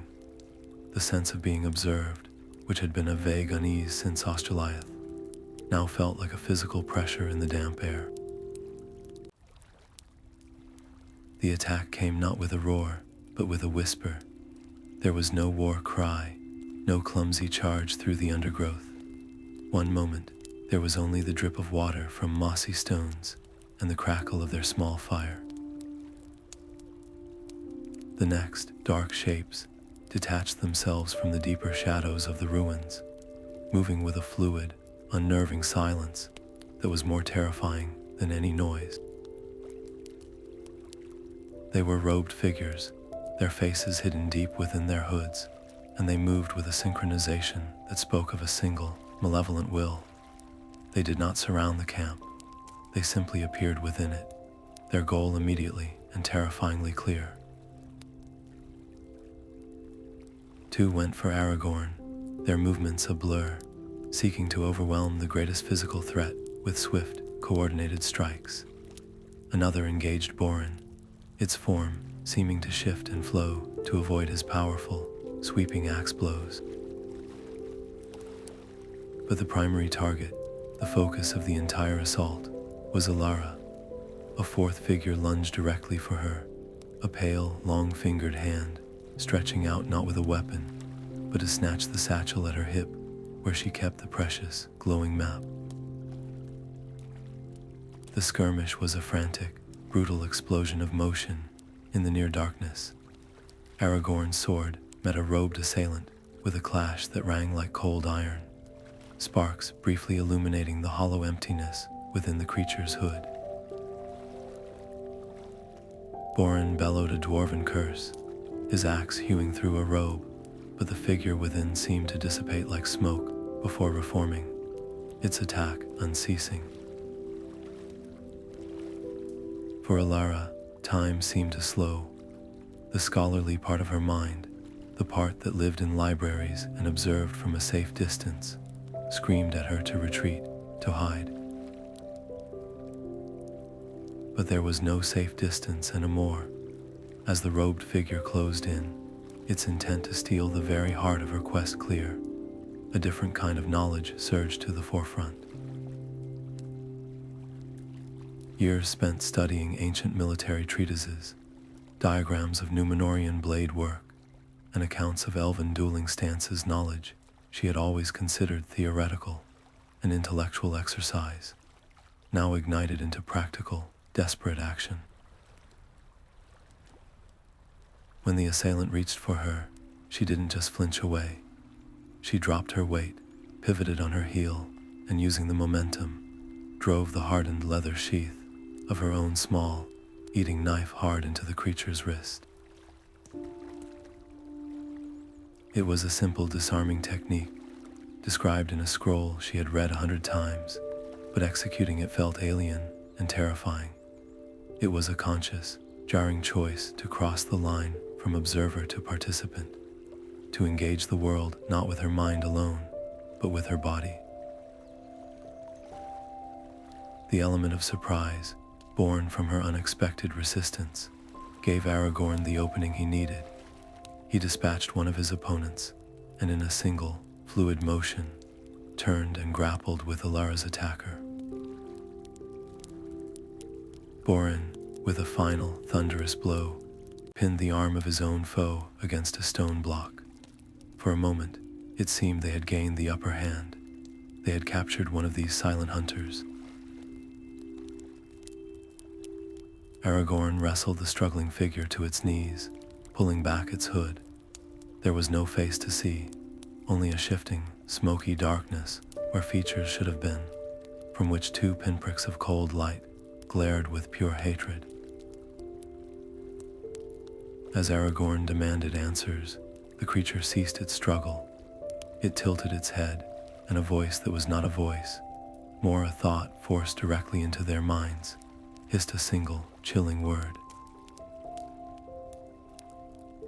The Curator. Then, before their eyes, the figure dissolved. It did not fall dead, it unraveled. Its form collapsed in on itself, vanishing into a coil of black mist that smelled of cold iron and freshly turned earth from a deep grave. The mist hung in the air for a heartbeat, a stain on the night, before dissipating into the drizzle, leaving behind only the scent of the tomb and a profound, unsettling silence. The ambush had irrevocably shifted the nature of their conflict. The Curator was no longer a vague specter or a name in a burned journal. He was a tangible force with agents that could strike from the shadows with lethal precision. They were no longer just seekers on a quest. They were prey, their every campfire a potential beacon for an enemy who moved with unnatural silence and vanished into smoke. The theoretical danger discussed in Rivendell, or sensed in the ruins, was now violently, terrifyingly immediate. The fight for knowledge had become a fight for their lives. The stakes were no longer about preserving the past. They were about surviving the present. This was a mortal struggle against a mysterious enemy whose motives were clear: to possess or destroy the echoes, and whose methods were as sinister as the grave earth scent he left behind. In the aftermath, as Aragorn checked Boren for injuries, and the dwarf grumpily assured him that no mere phantom could best his people's craft, Elara tended to a shallow cut on her own arm, a token from the struggle. Her hands trembled not from pain, but from the adrenaline of the fight and the shock of her own actions. Once her breathing steadied, her scholarly instincts reasserted themselves, cutting through the fear. She moved to the spot where the assailant had vanished, kneeling on the damp ground. Ignoring the cold seeping through her clothes, she sifted through the wet leaves and mud. Her fingers found what she was looking for, a residue. It was a fine, dark grit, like powdered iron, mixed with a dry, loamy soil that carried the distinct, chilly scent of deep places, of tombs sealed for centuries. She carefully scraped it into a small leather pouch, her mind already turning from the terror of the ambush to the puzzle of the evidence. This was no ordinary soil. It was a clue, a tangible piece of their enemy's nature, and understanding it might be the key to anticipating his next move. In the damp, uneasy quiet that followed the ambush, the three companions huddled closer to their meager fire, the scent of cold iron and grave earth clinging to the air like a foul perfume. Elara carefully opened the small leather pouch, tipping a portion of the dark, gritty residue onto a flat stone. In the firelight, the substance seemed to absorb the illumination rather than reflect it, a patch of absolute blackness that felt unnervingly cold to the touch. Boren, his earlier battle fury replaced by a deep, grim silence, leaned in close. He did not need to taste it or subject it to any complex alchemy. His knowledge was of a different kind, passed down through generations of stone speakers who understood the languages of earth and ore. He prodded the residue with a thick, calloused finger, his face hardening into a mask of ancient dread. The substance, he explained in a low, gravelly rumble, was not of the natural world. It was a blasphemous amalgam, a powder forged in the pits of ancient sorcery. He named it the dust of binding, a substance used in the darkest of the Morgul arts, a magic born in the shadow of the mountains of terror. Its sole purpose was to act as an anchor, a physical tether used to bind a disembodied spirit, a ghost, a wraith, a memory, to the absolute will of a sorcerer. This revelation landed like a physical blow, recontextualizing every shadow they had encountered and every whisper they had heard. The curator was not merely a man, nor even a creature of flesh and blood. He was a will, a consciousness that had extended its power through this unholy dust to command spectral servants. The robed figures they had fought were not living assassins. They were puppets, hollow shells animated by captured spirits and driven by a single, malevolent intelligence. This changed everything about the nature of the threat. It meant their enemy could be anywhere. His presence felt through his minions without ever needing to risk his own form. More terrifyingly, it meant that the very echoes Alara sought to preserve, the beautiful, fragile memories of the lost cities, were not just the goal of the quest, but a potential resource for their foe. If the curator could bind a random spirit to his will, what could he do with the potent, focused echo of a place like Erasure or Annúminas? He could weaponize memory itself, twisting the remembered courage of a fallen warrior into a mindless soldier, or harnessing the creative genius of an elven smith to forge instruments of terrible power. The echoes were no longer just treasures to be saved from oblivion. They were munitions that could be looted from the armory of history and turned against the future. The weight of this understanding crashed down upon Boren with visible force. For the dwarf, whose entire culture was built on the sanctity of stone and the enduring truth of what is crafted and remembered, this was the ultimate desecration. It was not just a danger, it was a profound spiritual pollution. His fear, which had been a simmering caution since the old forest, now boiled over into outright panic. He rose to his feet, his broad frame tense. This was no longer a quest, he argued, his voice rough with emotion. It was a march into a forge of damnation. To pursue the echoes now was to walk directly into the curator's workshop, to deliver the very materials he sought into his grasp. He spoke of the futility of fighting an enemy who could command the dead, who could turn the past itself into a trap. His argument was one of stark, pragmatic survival. The wise course, the only sane course, was to turn back, To bury the map, to let the echoes fade naturally, was a far better fate than allowing them to be corrupted into tools of tyranny. This created an immediate and painful rift within the group. Aragorn, the pragmatist, understood Boren's fear, but his eyes held the steady resolve of a man who had spent a lifetime fighting shadows.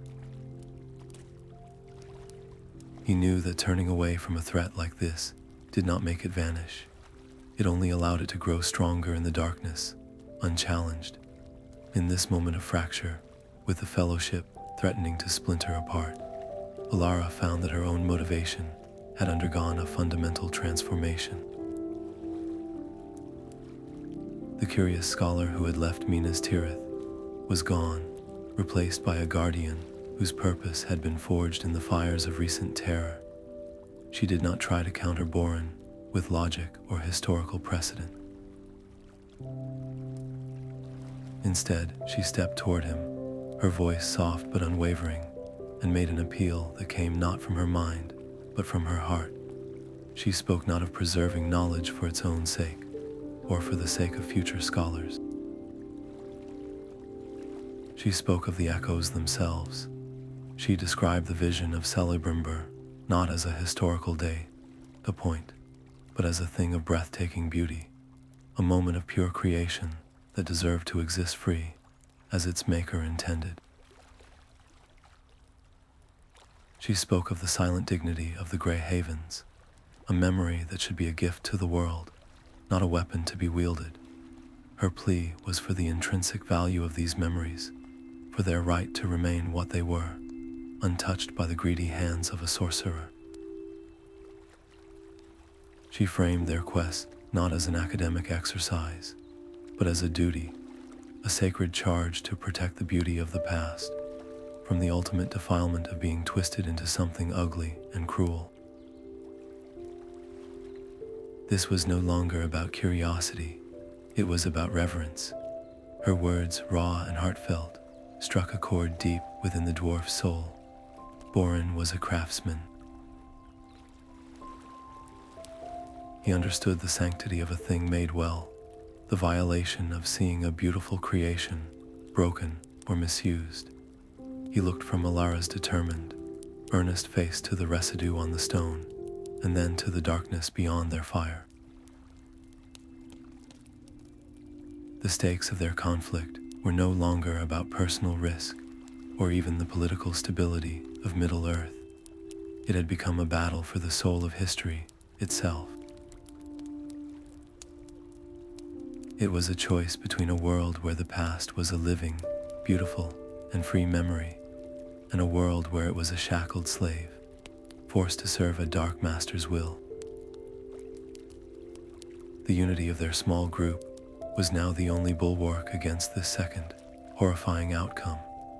After a long, heavy silence that seemed to stretch into the heart of the night, Boren let out a deep, resigned sigh, the sound of a mountain accepting the inevitable erosion of time.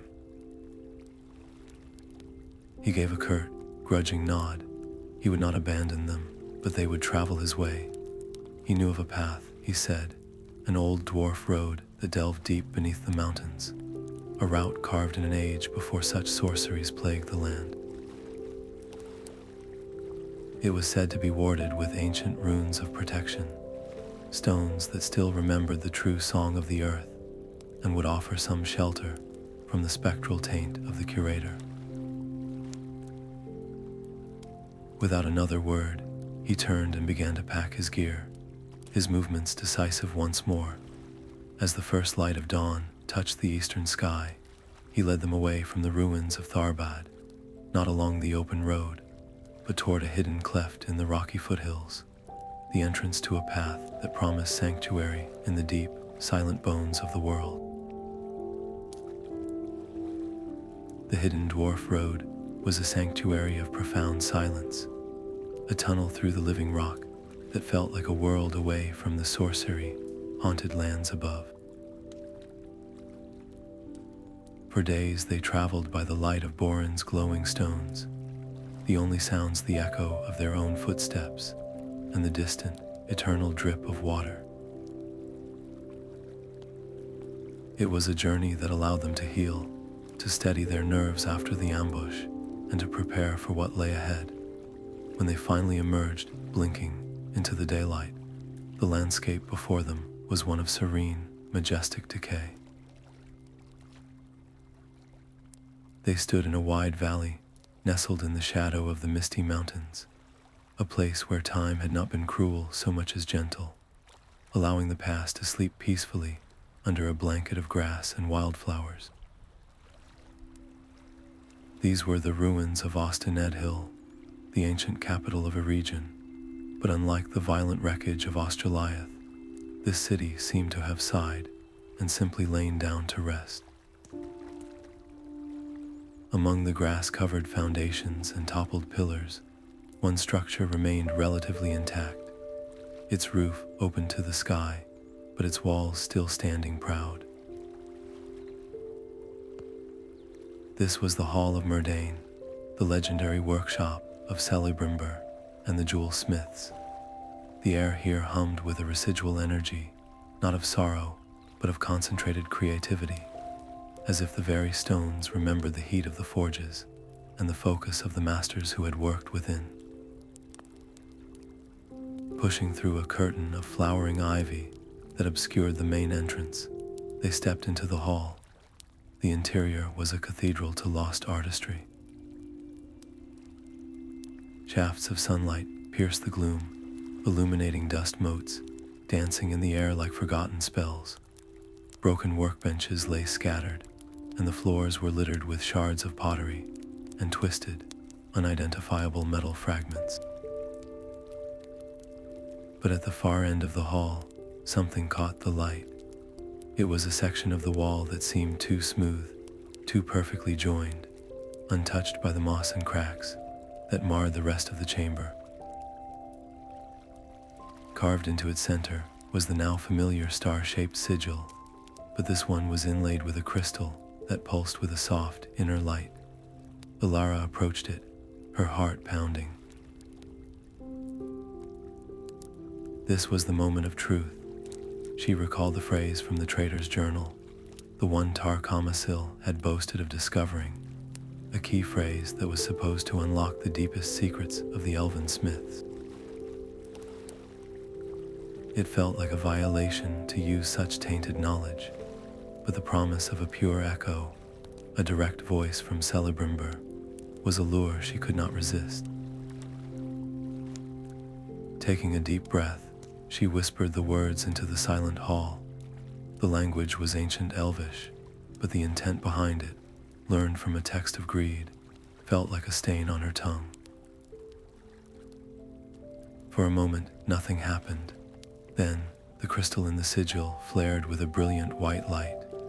The wall itself did not open, but rather, it seemed to become insubstantial, shimmering like a mirage. A doorway had been revealed, not into another room, but into a pocket of space, hidden within the wall's own thickness. Inside this secret chamber, floating in the center of the air, was a single, perfect crystal, about the size of a human heart. It was perfectly clear, and within it, a captured light swirled like a tiny galaxy.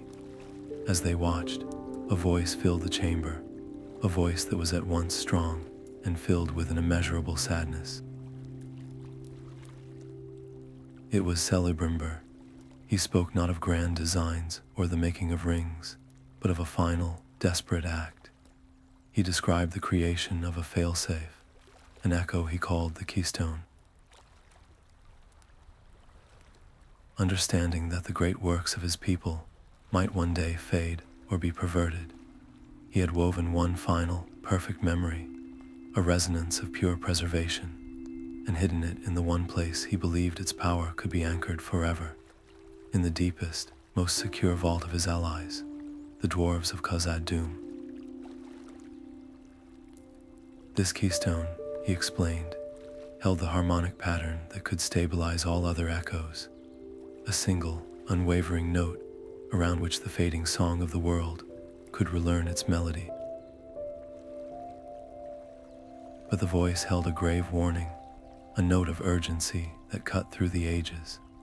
To place the keystone in Khazad-dûm was to trust in the enduring strength of the dwarves, but it was also to make it almost inaccessible.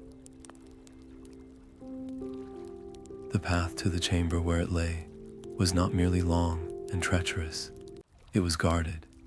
Celebrimbor spoke of dormant sentinels, constructs of stone and magic left by the dwarves to protect their greatest treasures, beings that would slumber for millennia but would awaken with terrible purpose if the keystone were disturbed.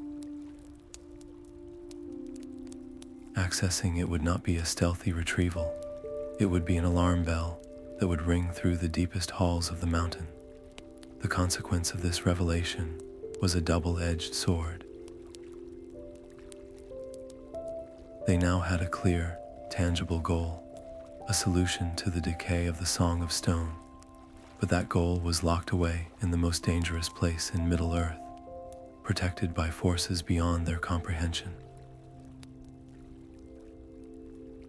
The echo of Celebrimbor's voice faded, its message delivered, but as the last word hung in the air, the chamber's true nature was revealed. The shimmering doorway solidified back into solid stone with a grinding finality that shook the very foundations of the hall. They were trapped. The walls, which had seemed like ancient, peaceful stone, now felt like the sides of a tomb. Panic, cold and sharp, began to claw at the edges of Elara's mind.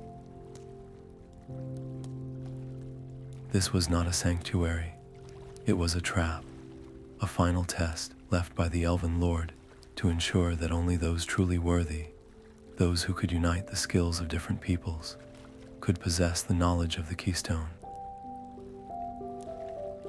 As if in response to their entrapment, sections of the walls slid aside, revealing intricate panels covered in a complex interplay of glowing elven script and geometric dwarf runes. It was a puzzle, a lock that required 2 keys, one of elven lore and one of dwarf craft, and it had to be solved before the air ran out or the chamber collapsed entirely. The tension in the confined space was suffocating.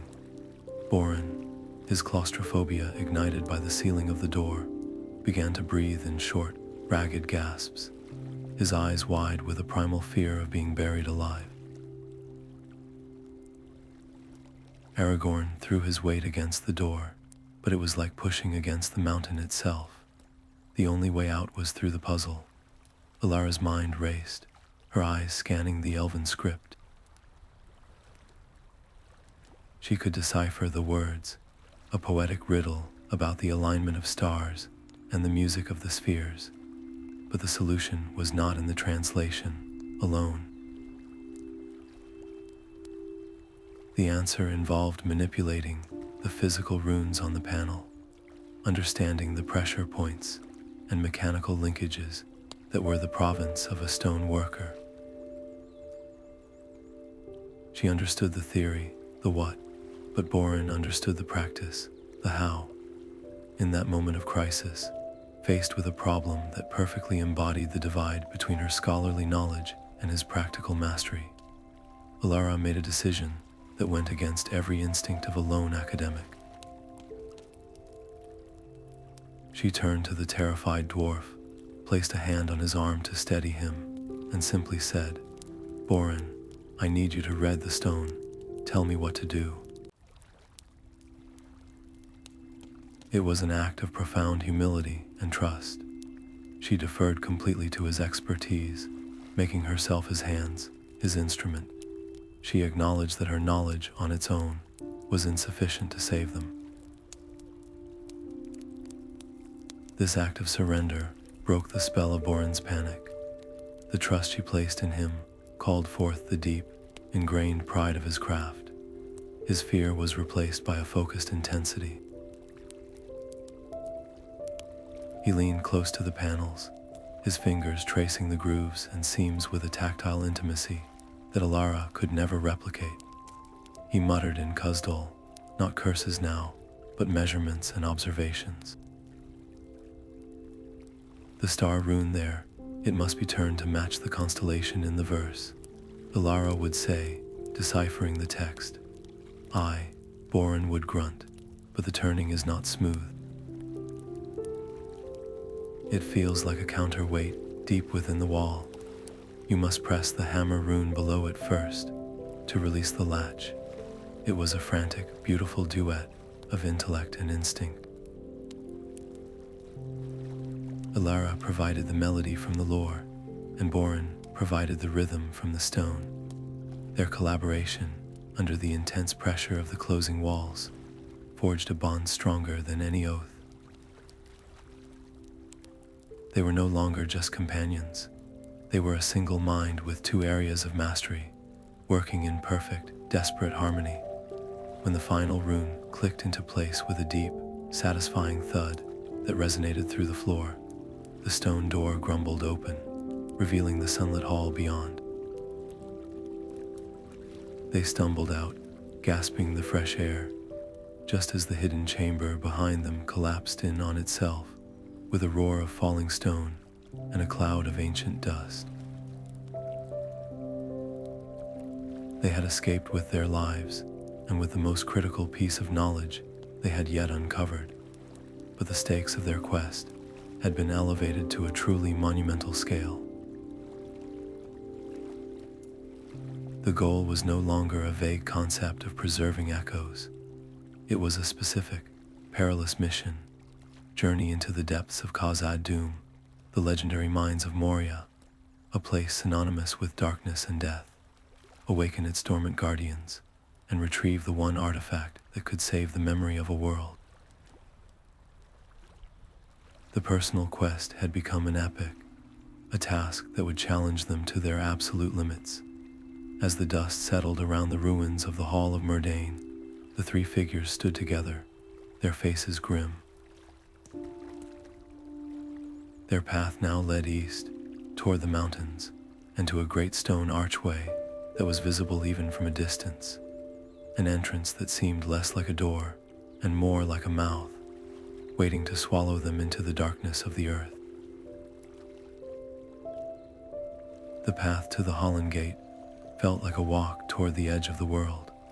The familiar sights of sky and tree gave way to the sheer, impassive face of the misty mountains, a wall of stone that seemed to swallow the very light.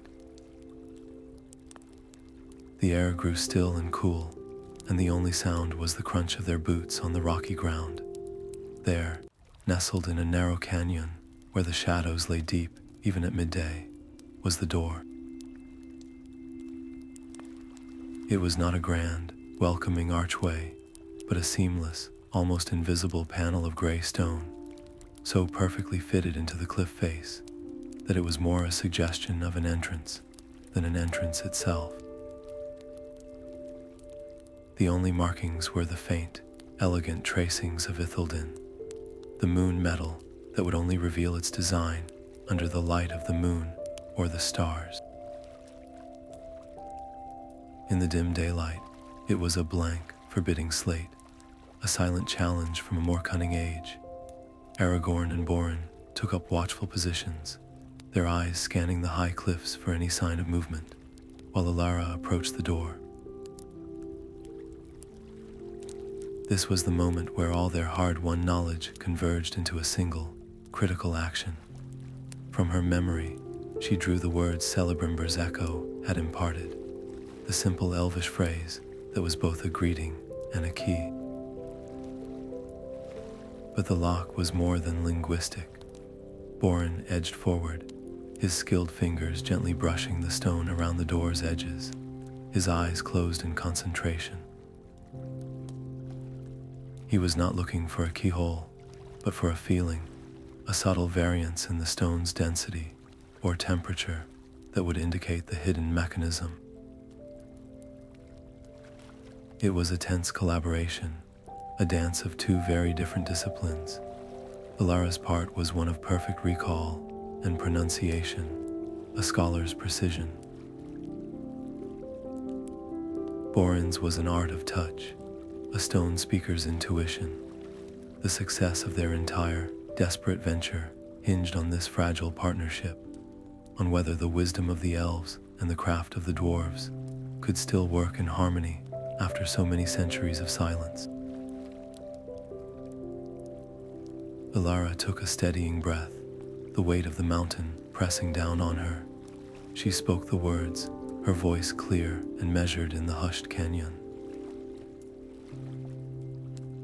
Melon, the sound meaning friend, seemed too simple, too gentle for the grim task at hand. For a heart-stopping moment, nothing happened.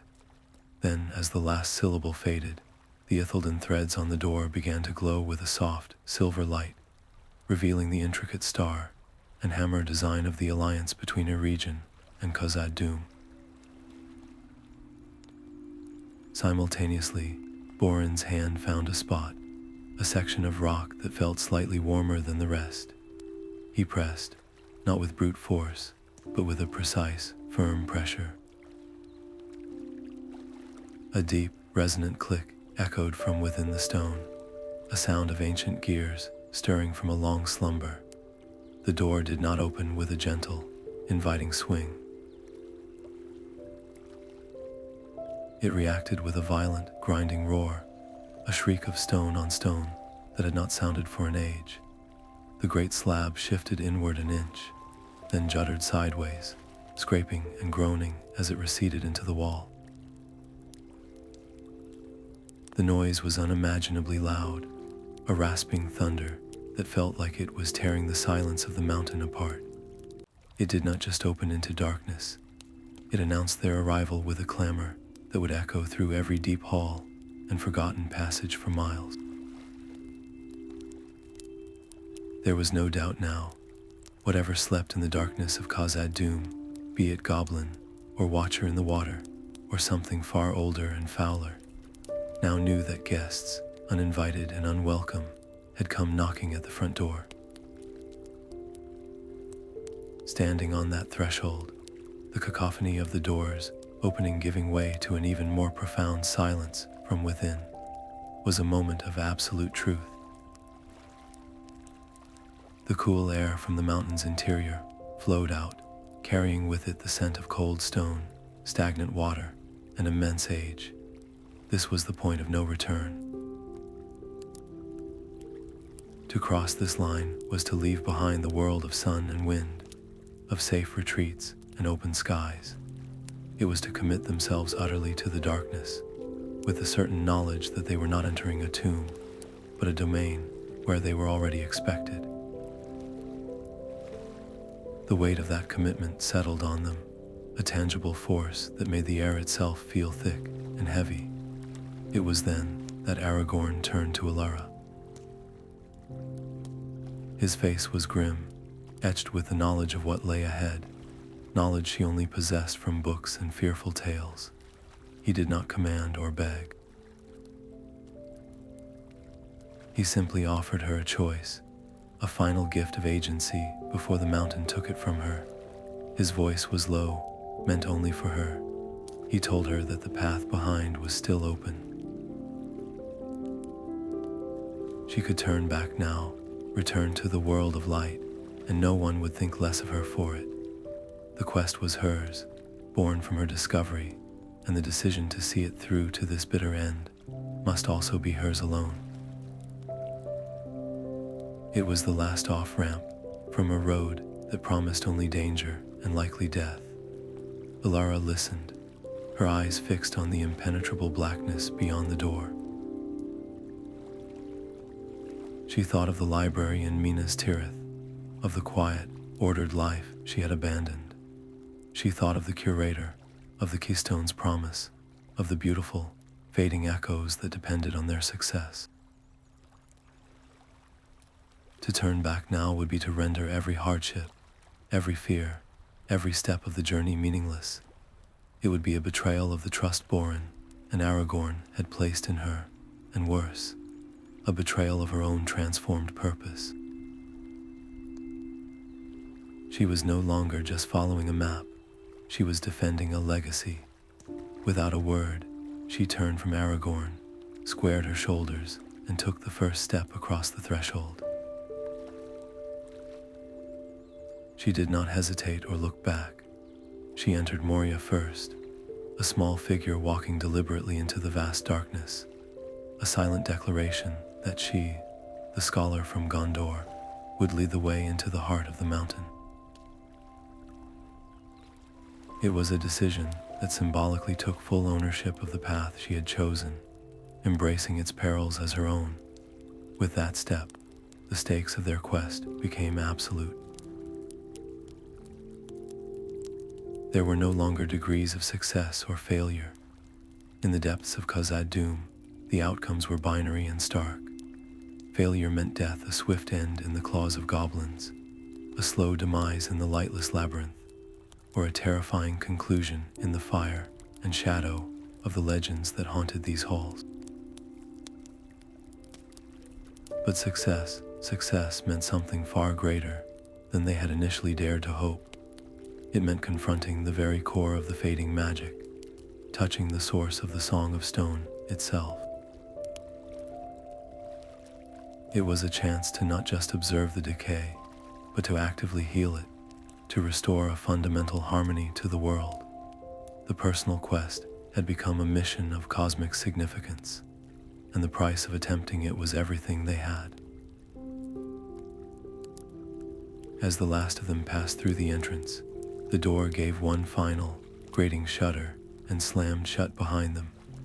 The sound was like the closing of a sepulchre, final and absolute. The sliver of daylight from the outside world vanished, replaced by an oppressive, absolute blackness that was more a physical substance than an absence of light. The roaring echo of the door's movement faded, leaving behind a silence so deep it was deafening.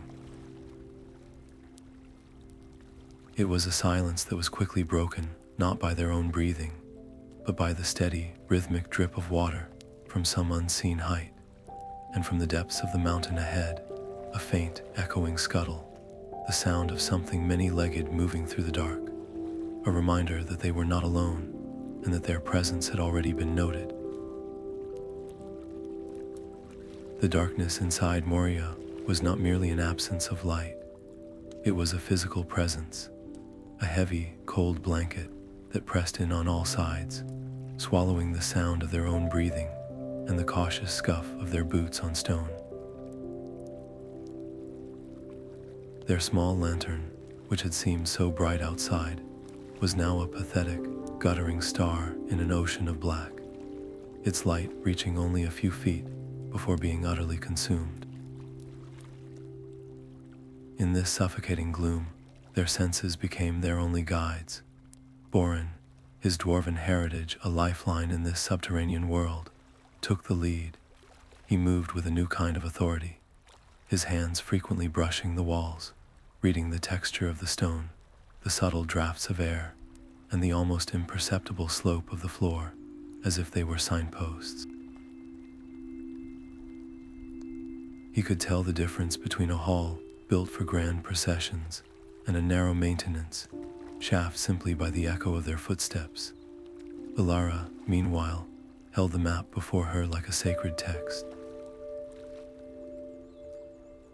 The parchment now glowed with a soft, internal luminescence, its shimmering lines casting just enough of a blue-white radiance to illuminate the path immediately at their feet. It was no longer a chart to be studied, but a compass, its light pulsing more strongly when they faced the correct direction, dimming when a path was false. Together, the stone speaker and the scholar formed a fragile navigation system, a fusion of ancient instinct and preserved knowledge, inching their way deeper into the mountain's heart. This faint, ethereal glow from the map, however, was a blessing with a terrible cost. In the absolute blackness, any light, no matter how gentle, was a beacon. It illuminated the treacherous footing, yes, revealing sudden chasms and piles of fallen rock that would have meant a swift and silent death, but it also painted a perfect target on their backs. They were moths carrying their own flame, and the darkness was full of predatory eyes. It began with distant sounds, a skittering of claws on rock far above them, a dislodged pebble bouncing down a sheer drop somewhere to their left. These were not the random noises of a settling mine. They were the sounds of movement, of coordination. The goblins of Moria were not brave warriors, but they were cunning opportunists, masters of the dark, who knew every crevice and hiding place. They would not attack a prepared group in the open. Instead, they shadowed the light, a growing, unseen menace that hung just beyond the edge of their vision, waiting for the perfect moment of vulnerability, when a narrow bridge was crossed or a tight corridor bottlenecked their progress. The tension became a constant, gnawing companion, a feeling of being watched by 1,000 unseen eyes, each pair waiting for a single misstep. That moment of attack came as they were traversing a slender, crumbling arch of stone that spanned a bottomless fissure. The chasm below was a void so deep, it seemed to suck the very sound from the air.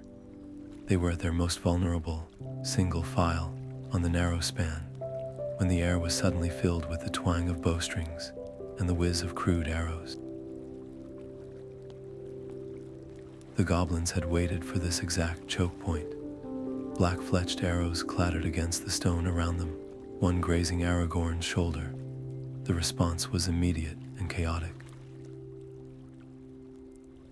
Aragorn, with a roared command, turned to hold the rear, his sword Andril flashing in the map's glow as he became a whirlwind of steel against the swarming figures that now dropped from ledges above. Boren, bellowing a dwarven war cry that echoed magnificently in the vast space, covered the front, his axe a blur of deadly motion. But in the frantic melee, the unthinkable happened. A larger group of goblins, having found a different route, surged onto the bridge from the side they had just left, cutting directly through the middle of their party. In the confusion of shrieks, clashing metal, and the terrifying proximity of the abyss, Elara and Boren were pushed forward, while Aragorn was isolated on the far side, his path blocked by a seething mass of enemies. A desperate glance back showed only a wall of snarling, pale faces and glinting weapons. They were separated. In that heart-stopping instant, leadership fell upon Alara by brutal necessity. Boren, a fortress of strength in a stand-up fight, was out of his element in a tactical retreat through a labyrinth. His rage was a potent weapon, but it needed direction. Elara's mind, trained for decades to hold vast amounts of information, now accessed a different kind of library. She recalled the intricate maps of Khazad-dûm she had pored over in Minas Tirith, the architectural plans showing drainage ducts, old escape routes for miners, and the layered structure of the city mine. This was no longer theoretical geography. It was a matter of life and death. She grabbed Boren's arm, shouting over the din, not with a warrior's cry, but with a scholar's certainty. This way, the bridge connects to the old venting shaft for the second deep. It will be tight, but they cannot follow in force. She was no longer just following the map's glow. She was interpreting it, cross-referencing its ethereal guidance with the cold, hard logic of dwarven engineering she had memorized.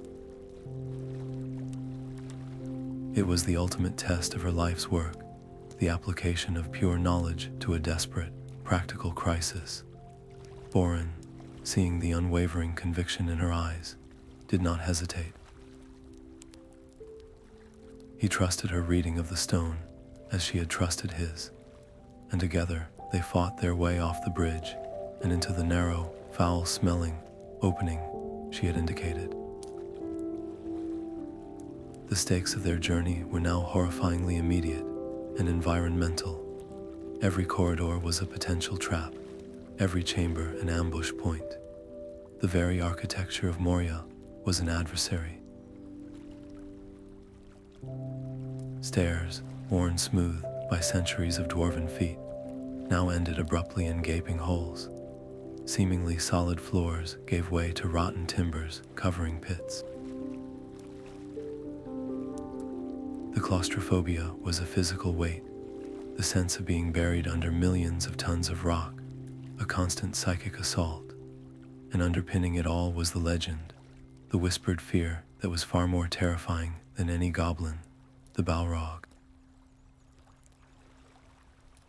An ancient terror of fire and shadow that had cast down a dwarven kingdom.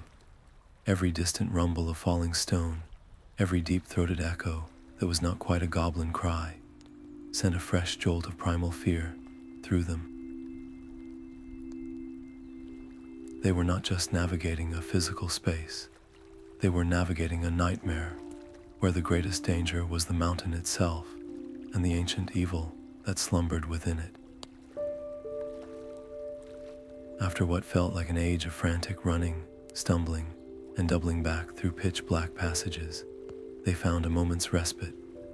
They spilled into a small, circular side chamber, a forgotten guard post, or a stonemason's nook, and Boren quickly used his strength to shift a large, loose slab of rock to partially block the entrance. For the first time in hours, they were not moving. The only sound was their ragged breathing. Leaning against the wall to steady herself, Elara's hand, slick with sweat and grime, brushed against a carving on the chamber wall. But this was no ordinary inscription. The stone was unnaturally warm, and beneath her fingertips, she felt a distinct, familiar vibration, a low hum that resonated not in her ears, but deep within her bones. It was the same energy she had felt at the Osteliah Sigil and the Annúminas plinth. Even here, in this deepest darkness, an echo had survived. The small chamber they had stumbled into offered only a brief sanctuary, its walls seeming to absorb their ragged breaths. The warmth from the carved stone seeped into Elara's palm, a comforting pulse in the oppressive cold of Moria. It was a thread, a connection to the world above, and they had no choice but to follow it. Guided by this faint hum and the map's persistent glow, they navigated a series of tight, descending passages that felt less like corridors and more like the arteries of the mountain itself. Then, without warning, the walls fell away. They stepped out of the cramped tunnel and into a space so vast that their lantern light could not hope to find its ceiling or its distant walls. This was the 21st Hall, a cavernous chamber that spoke of dwarven ambition on a scale that dwarfed human comprehension. The air was still and ancient, filled with the ghost of immense industry. Great, square-hewn pillars, as wide as ancient oaks, marched off into the darkness in perfect rows, holding up a weight of stone that felt like the sky itself. In the center of this colossal space, the air began to shimmer. It was not the flickering, painful vision of Annúminas or the clear window to a region. This was different. The light that gathered was a soft, silver gold, and it coalesced not into images of people, but into objects. Spectral tools materialized in the air, hovering at the height where a workbench would have been. There were elven hammers, graceful and light, floating beside stout, powerful dwarven anvils. Delicate tongs for fine wirework drifted near heavy chisels meant for carving granite. It was an echo, but not of a single people. This was a memory of collaboration, a moment frozen in time when the master smiths of the elves and the dwarves had worked here, side by side, their crafts mingling in a shared purpose. The hall echoed with a silent, harmonious music of creation, a testament to the greatest alliance between races Middle-earth had ever known. As the light washed over them, a remarkable change occurred. The deep, gnawing fatigue that had been their constant companion since entering the mountain seemed to lift. The cold fear that had tightened their chests loosened its grip, replaced by a profound sense of peace and strength. It was as if the echo itself was not just a memory, but a blessing, a residue of pure, constructive will that could, for a few precious moments, heal the wounds of spirit and body. This was more than just an old story. It was a direct experience of the Keystone's promised power. If a mere echo of the Alliance could do this, what could the Keystone itself achieve? But such a brilliant light in a kingdom of absolute darkness could not hope to remain hidden. The beautiful, silent workshop glowed like a star in the subterranean night, its radiance pushing back the shadows for 100 paces in every direction. While it filled them with warmth, it also painted them as perfect targets against the vast, empty floor of the hall. Aragorn's eyes, ever watchful, scanned the impenetrable blackness beyond their island of light. He knew that every creature in Moria, from the lowliest goblin to the most ancient horror, would have their attention drawn to this sudden beacon. The very thing that gave them strength also screamed their location to every corner of the deep. The tension returned, sharper than before. They were standing in a pool of safety that was also a trap, forced to choose between basking in the echo's restorative power and fleeing before their presence attracted an unstoppable force. In the midst of this dangerous beauty, Elara's mind was racing. She saw more than just glowing tools. She saw a pattern. The way the elven and dwarven instruments were arranged was not random. They intersected, complemented each other, their positions speaking of a shared language of craft, a dialogue written in the air. She understood that the power of this echo, and by extension, the keystone, was not just in the memory of the objects, but in the memory of the relationship. The alliance itself was the key.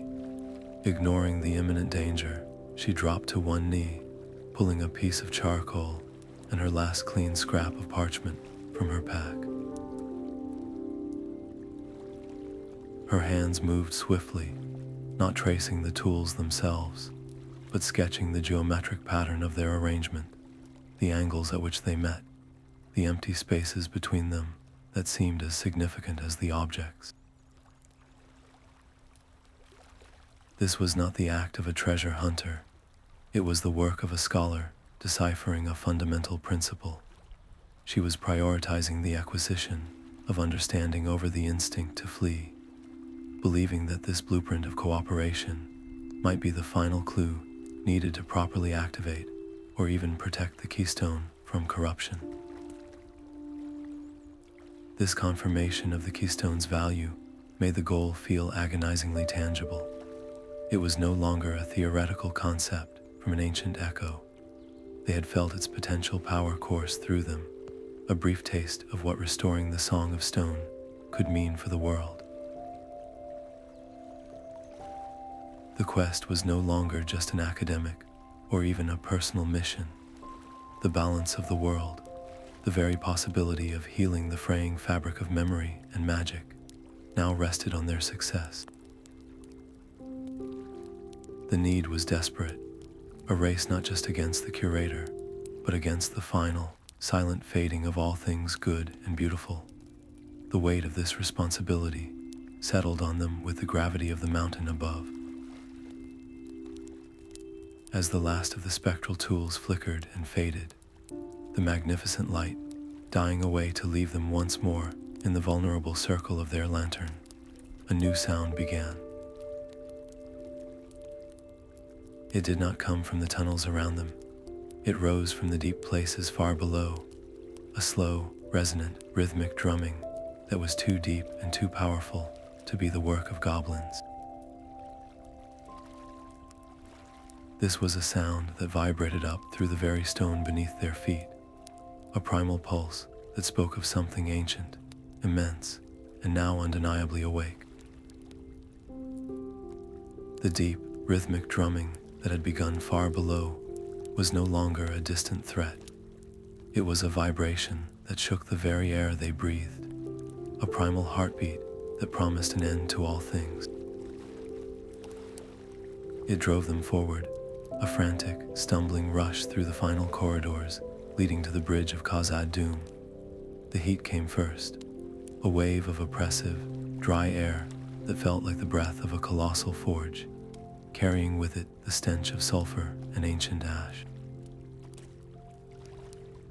Then came the light, a flickering, hellish orange glow that painted the stone arches ahead in dancing, monstrous shadows. And then the sound, a roar that was not a sound at all, but a pressure that assaulted the ears, a cacophony of 1,000 goblin shrieks, underscored by a deeper, more terrifying growl that spoke of ages of hatred and fire. As they burst from the confining tunnel, the scene before them was a vision from a nightmare. The narrow stone bridge, a delicate arch spanning a chasm of such profound depth, it seemed to swallow the light, was their only path. And on the other side, the great, carved archway of the chamber of Mazarbul stood, a silent promise that felt a world away. But between them and salvation surged a seething tide of goblins, while from the darkness behind, the Balrog emerged. It was a being of shadow and flame, its form shifting and vast, its presence an assault on reality itself. Whips of fire cracked in the air, and the two great horns of its head seemed to scrape the cavern's ceiling, which was lost in smoke and darkness. The heat it radiated was a physical force, drying the sweat on their skin instantly and making the air shimmer. Aragorn and Boren did not need to speak a word. In that single, horrifying moment, a silent understanding passed between them. They turned as one, planting their feet at the near end of the bridge, a final, desperate barricade against the tide of goblins and the approaching demon. Aragorn's sword, Anduril, blazed with a cool, white light that seemed to push back against the Balrog's fiery aura, while Boren let out a roar that echoed the defiance of all his ancestors, his axe held high. "Run, Elara, now." Aragorn's command was torn from his throat, barely audible over the din. It was not a suggestion. It was the only strategy that held a sliver of hope. Alara obeyed, her heart hammering against her ribs like a trapped bird. She sprinted onto the bridge, her feet barely feeling the ancient, smooth stone beneath her. The chasm yawned on either side, a black emptiness that promised instant, final oblivion. The cacophony was a physical thing, a wall of noise that made thought impossible. She was acting on pure instinct, the goal ahead the only fixed point in a world dissolving into chaos. She could feel the intense heat of the Balrog on her back, could hear the clash of steel and the guttural cries of the goblins as Aragorn and Boren fought their impossible rearguard action. Every fiber of her being screamed at her to keep running, to reach the safety of the far side, to fulfill the quest that had cost them so much. She was more than halfway across, the archway of Mazarbul so close she could see the intricate carvings on its stone frame. And then she stopped. It was not a stumble or a hesitation. It was a conscious, deliberate act of will that defied every instinct for self-preservation. She skidded to a halt at the very apex of the bridge, the abyss gaping below her, and turned around. To leave them, to cross into safety while her friends, her protectors, her brothers in this terrible journey, were consumed by fire and claw. That was not a victory. That would be the ultimate failure, a betrayal of the very fellowship that gave the quest its meaning. The keystone would mean nothing if it was purchased with their lives. Her quest had begun in solitude, but it could not end that way. This was no longer the choice of a scholar. It was the decision of a companion. Drawing the small knife from her belt, a pathetic weapon against the horrors behind her, she stood her ground, ready to face the end with them.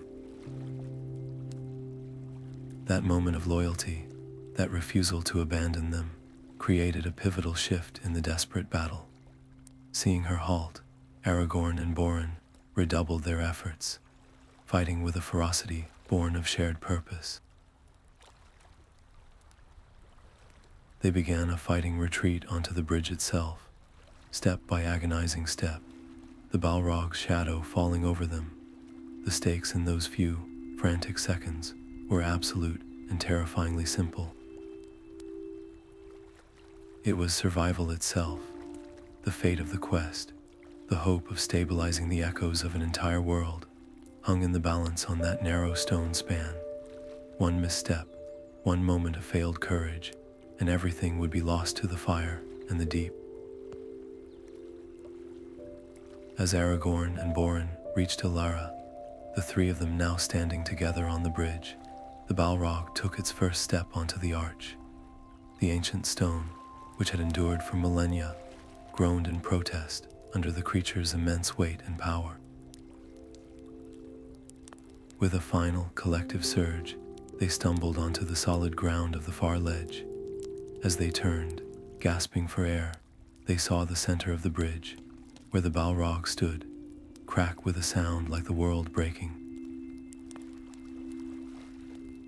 Stone and demon plummeted together into the abyss in a great torrent of fire and rubble, the roar of its fall fading into a distant, final silence. The way behind them was gone, sealed by a mountain's worth of collapsed stone. They were trapped deep within the mines, with no path of retreat. But before them, etched with runes that seemed to pulse with a gentle, waiting light, stood the great doors of the chamber of Mazarbul, their goal finally, impossibly in sight. The great doors of the chamber of Mazarbul swung inward at a touch, not with a groan of protest, but with a sigh of release, as if they had been waiting for this moment for an age. The air that flowed out was not the stale breath of a tomb, but cool and strangely fresh, carrying a faint scent of ozone and stone dust. The chamber within was not a place of morbid grandeur, but a library of silence. Rows of stone biers stood in solemn ranks, each bearing the sculpted effigy of a dwarf lord of legend, their bearded faces serene in their eternal rest. The walls were not adorned with trophies of war, but from floor to ceiling, they were covered in runes. Thousands upon thousands of meticulously carved characters formed a continuous, unbroken tapestry of history, a chronicle of a people written not on fragile parchment, but into the enduring flesh of the mountain itself. In the center of this hall of kings, a single tomb stood apart, its surface smooth and dark, devoid of any effigy. This was the focus, the point toward which the map in Alara's hand pulled with an almost magnetic force, its light blazing like a captured star. This was the keystone, but as Alara approached, her steps echoing in the profound quiet, she saw that it was not a gem, a scepter, or any object that could be held. The tomb itself was the vessel. The runes covering its lid were not a eulogy. They were a lock, a complex musical and linguistic notation, waiting for a key. The keystone was a frequency, a specific, perfect resonance that had to be sung into existence. The instructions were implicit, transmitted directly to her mind from the humming stone beneath her feet. To awaken it, she had to vocalize the unbroken lineage of the City Kings, the royal bloodline that connected the founding of Khazad-dûm to its zenith. This was not a simple list of names. It was a song of continuity, a melodic proof of legacy that had to be recited with absolute perfection. Every syllable, every tonal inflection, every pause for breath had to match the ancient pattern encoded in the stone. There was no margin for error. A single mispronounced name, a single note sung flat, would not just fail. It would be a discordant shock to the delicate system, a rejection by the tomb itself. The first tremor was a subtle vibration, a warning shiver that ran up through the soles of her boots. Then the air in the chamber grew cold, a deep, soul-numbing chill that had nothing to do with the mountain's natural coolness. From the shadows between the biers, the spectral servants of the Curator began to materialize. They did not form fully this time. They were wisps of concentrated malice, shadows that bled from the walls, their forms coalescing into robed figures with hands that ended in sharp, icy points. They moved with a silent, gliding purpose, their attention fixed solely on Alara. There was no need for them to fight Aragorn and Boren. They simply had to reach her, to break her concentration for a single, fatal instant. Aragorn's sword flashed, and Boren's axe swung, but their weapons passed through the shades with less effect than they would have on mist. The figures would dissipate only to reform moments later. Closer, their silent advance an inexorable tide. The true battle was not a clash of steel, but a race against time, a desperate defense to buy Elara the few moments of unbroken focus she needed to complete the song. As the first name rose to her lips, Elara was confronted with the scholar's ultimate nightmare. The lineage was not a matter of universal agreement. In the depths of the Minas Tirith library, she had studied 3 separate scrolls, each claiming authority, each differing on a critical juncture in the early succession. One scroll, favored by the dwarves of the Iron Hills, listed a king named Thrarin, the stone handed as the 5th ruler. Another, an elven account from a region, omitted Thrarin entirely, citing a direct succession from father to grandson. A third, a badly damaged human chronicle, spoke of a twin brother and a disputed claim that was resolved not by battle, but by a council of elders, which was true. There was no master scroll here to check against. This was not a test of memory, but a test of judgment. With the shades closing in and the tremors in the floor growing stronger, she had to make a choice based not on proof, but on faith. She had to trust the version that felt right, the one that created the most harmonious flow in the song, the one that best reflected the spirit of the dwarven people as she had come to understand it through Boren. It was a decision that placed her entire life's work, all her belief in empirical evidence, on the altar of intuition. The stakes in that silent, freezing chamber could not have been higher. This was the absolute culmination of every scroll she had ever deciphered, every mile she had traveled, every fear she had faced. It all distilled down to this single act, the accuracy of her knowledge and the strength of her voice. The fate of the vanishing cities, the integrity of the Song of Stone, the very memories of Middle-earth, rested on her ability to recall and recite a sequence of names under the most extreme duress imaginable. It was a validation, or a repudiation of the entire scholarly path she had chosen. Failure would mean more than their deaths. It would mean the final victory of the Curator and the irreversible silencing of the past. The weight of that responsibility was a physical pressure on her chest, threatening to constrict her throat and steal the very breath she needed to sing. Taking a deep, steadying breath that misted in the frigid air, she closed her eyes, shutting out the advancing shadows and the desperate struggle of her friends. She found the starting note within herself, a clear, pure tone that resonated in the chamber's silence. Then she began to sing.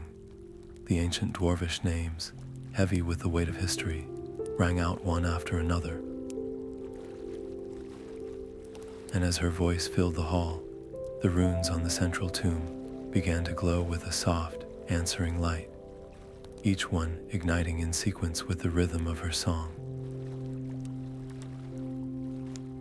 The final name left Elara's lips, not as a shouted word, but as a sustained, clear note that hung in the frigid air of the chamber. For a heartbeat, there was absolute silence, a void so profound it felt like the mountain itself was holding its breath. Then the keystone answered. It did not simply glow, it erupted. A wave of pure, harmonious sound exploded from the central tomb, a note so fundamental it was not heard with the ears but felt in the soul. It was the sound of a star being born, of a river finding its course, of a perfect chord struck at the dawn of creation. This was not an echo of the past. It was the voice of memory itself, whole and unchained. The sound became light, a radiance that did not blind but illuminated everything with a gentle, all-revealing clarity. It washed over the chamber, over Aragorn and Boren, and then it passed through the stone walls, a wave of energy racing outward through the deep roots of the world, seeking every fading whisper, every fractured ghost of the lost cities. The consequence of this awakening was immediate and miraculous. The spectral servants of the Curator, who had been gliding toward Alara with icy purpose, froze in their tracks. The wave of light and sound did not strike them down. Instead, it washed through them, and as it did, the malevolent darkness that animated them dissolved like mist under a morning sun. The cold iron and grave earth that had bound them to a sorcerer's will were cleansed away. For a fleeting moment, their forms became clear, no longer shrouded figures, but the faint, noble shapes of the spirits they had once been, warriors and guardians from a forgotten age. The pinpricks of hatred in their eyes softened, replaced by a look of profound recognition and release. They did not vanish in a wisp of smoke, but faded with a sigh of gratitude. Their long torment ended not by destruction, but by absolution. They were free, but the release of such cosmic energy exacted a terrible physical toll. As the wave passed from her, Alara felt the last vestiges of her strength flow out with it. The song had demanded everything: her breath, her focus, her very life force. Her legs buckled, and she would have crumpled to the stone floor had Aragorn not been there to catch her, his arm a solid brace against her complete collapse. She was a vessel emptied, her body trembling with a deep, bone-weary exhaustion. At the same moment, the mountain groaned in protest. The chamber, which had stood silent for millennia, began to shudder violently. Great cracks spiderwebbed across the ceiling, and dust and small stones rained down. The activation of the keystone was a seismic event, a fundamental adjustment in the world's magical fabric, and the physical realm was reacting with violent upheaval. The very walls of Mazarbul, the Tomb of Kings, threatened to become their own tomb. In that pivotal instant, as the energy surged out from her, Elara made a conscious choice. She could have directed the power solely as a force of preservation, a wall of pure light to shield and solidify. But as she saw the tormented shades being cleansed, a deeper understanding filled her. The true purpose of memory was not just to record, but to heal. With the last shred of her will, she did not push the energy outward in a blunt wave. Instead, she shaped it, aiming its core not at the stones of the chamber, but at the lingering pain of the purified spirits. It was an act of compassion, a decision to forgive the instruments of their enemy, to offer peace instead of mere victory. This was the final, defining revelation of her quest. It was not enough to save the past. One had to redeem it. The stakes in that shaking chamber were nothing less than cosmic. The outcome was a success beyond their wildest hopes. The very memory of Middle-earth, the Song of Stone, had been stabilized. The fading echoes of Annúminas, Osteliah, Erasure, and all the rest were now anchored, their beautiful ghosts secured against time and shadow. But the immediate, physical cost was the potential collapse of the mountain upon their heads. The victory was won, but survival was still hanging in the balance, the roar of falling stone growing louder with each passing second. As the last of the brilliant light subsided, leaving their eyes dazzled and the chamber darker than before, a new sound cut through the chaos, the grinding shift of stone on stone. A section of the far wall, previously seamless, slid sideways, revealing a narrow, ascending tunnel. From it drifted a scent they had almost forgotten, a promise that made their hearts leap. The clean, cold, unmistakable smell of fresh air, and the faint, gray light of approaching daylight.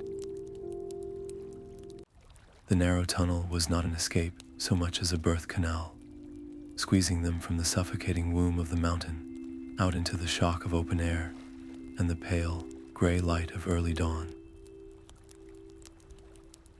They stumbled onto a rocky ledge high in the eastern foothills, gasping and blinking, their bodies trembling with a mixture of exhaustion and the residual energy of the Keystone's activation.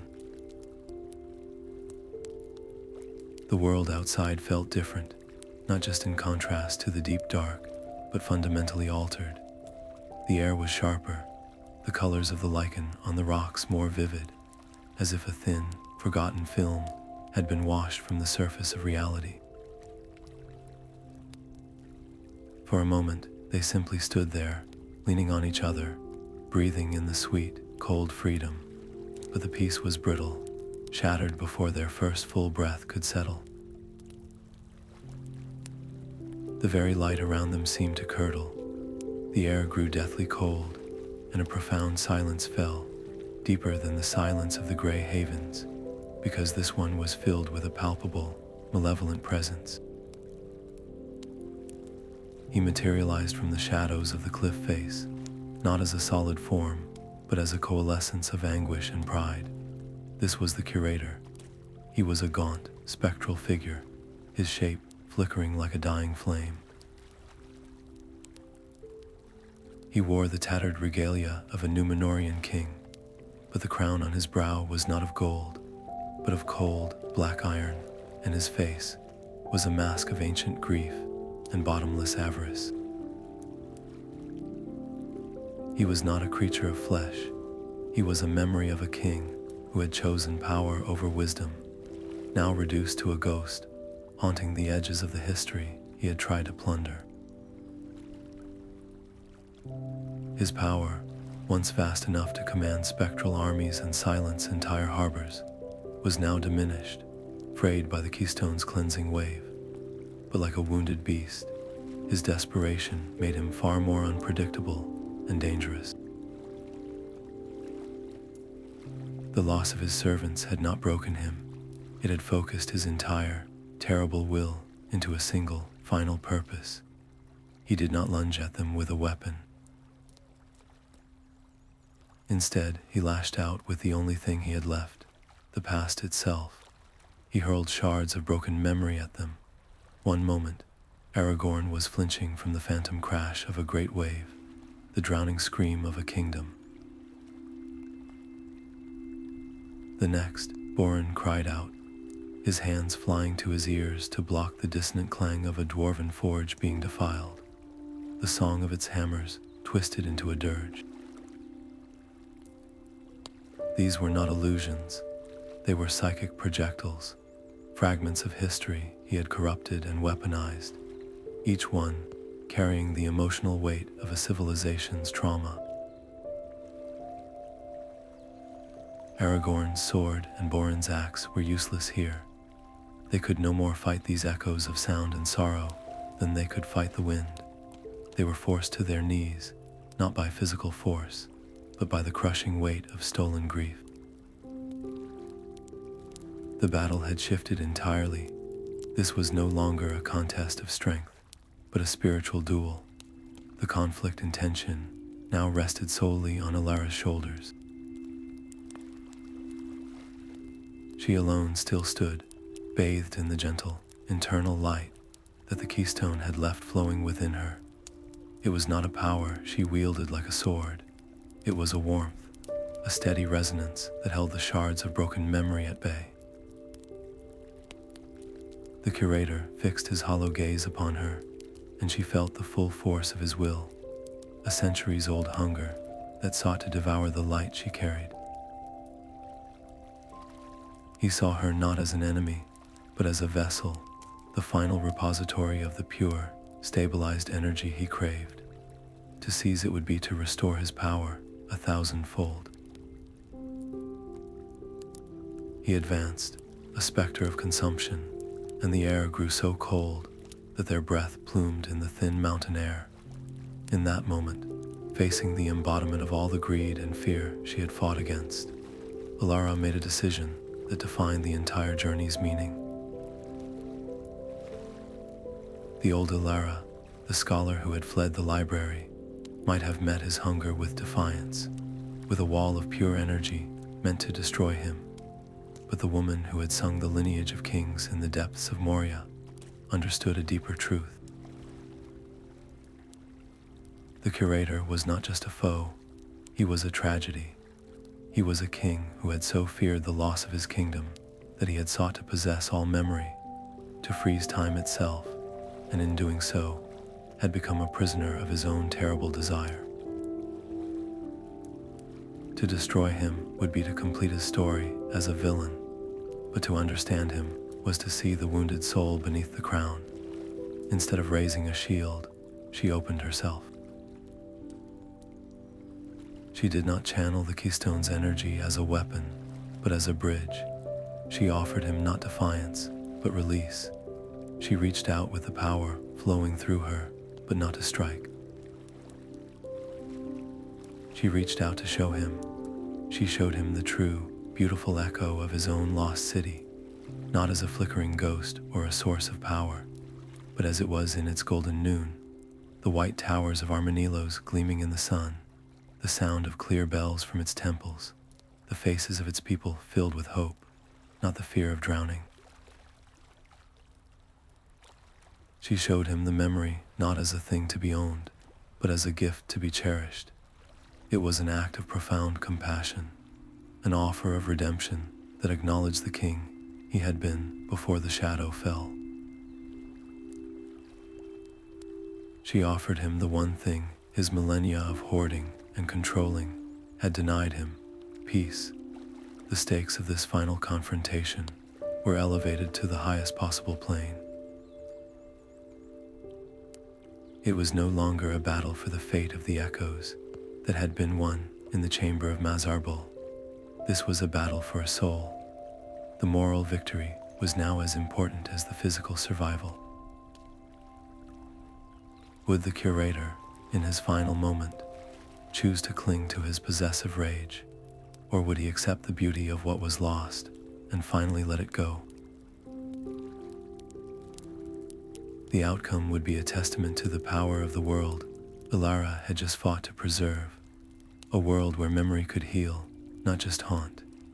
The Spectral King halted his advance. The shards of broken memory, hanging in the air, dissolved into harmless motes of light. The terrible cold began to recede. He stared at the vision of his home, his gaunt face shifting from avarice to confusion, and then to a dawning, agonizing recognition.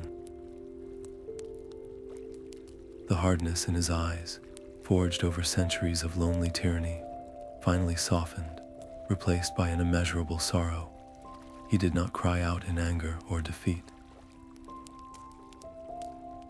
He simply let out a long, slow sigh, a sound like the wind, finally being released from a sealed tomb. It was a sigh of release, of a burden too heavy to be carried for another moment.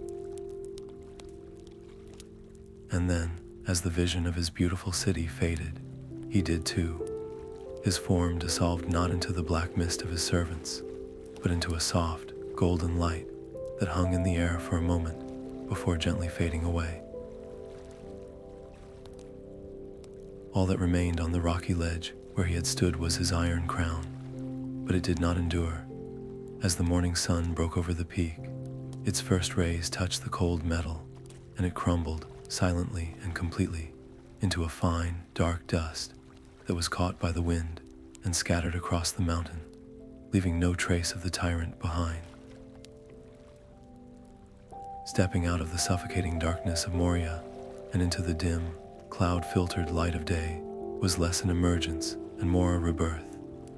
The air, thin and cold at that high altitude, felt impossibly sweet, carrying the scent of damp stone and distant pine. For a long time, none of them spoke. They simply stood there, breathing, their bodies trembling with a fatigue that was more than physical. It was a deep, soul-level exhaustion, the kind that comes from carrying a weight too immense to name, and then finally, miraculously, setting it down. The world around them, the rugged slopes of the eastern misty mountains, looked the same as it had before they entered the mountain, and yet it was fundamentally different. It felt solid. The very rocks under their feet seemed to possess a new resonance, a subtle hum of stability that had been absent before. It was as if the continents of Middle-earth had been subtly misaligned for an age, and with the activation of the Keystone, they had finally clicked back into their proper place. The light did not just fall upon the landscape, it seemed to be welcomed by it, absorbed and reflected with a quiet joy. Elara's first instinct was to check the map, the fragile parchment that had been her guide, her obsession, and her burden since the beginning. She unrolled it with hands still smudged with the dust of Khazad-dûm. The sight that met her eyes was both jarring and deeply right. The parchment was blank. The shimmering lines, the constellations of lost cities, the faint internal light, all of it was gone. The map was now just a piece of old paper. Its purpose had been fulfilled not in leading them to a single destination, but in guiding them to an act of cosmic realignment. The echoes were no longer tethered to specific, vulnerable locations, flickering like candles in the wind. They were now woven into the very fabric of the world, as integral and stable as the laws of nature themselves. The past was no longer a collection of ghosts to be hunted and preserved. It had become a living, breathing layer of the present, secure and eternal. With the immediate, life-threatening danger past, a new and more insidious challenge settled upon them. The quiet, internal aftermath of trauma. The adrenaline that had sustained them through goblin attacks, spectral ambushes, and the terror of the Balrog had faded, leaving behind a raw, hollowed-out space.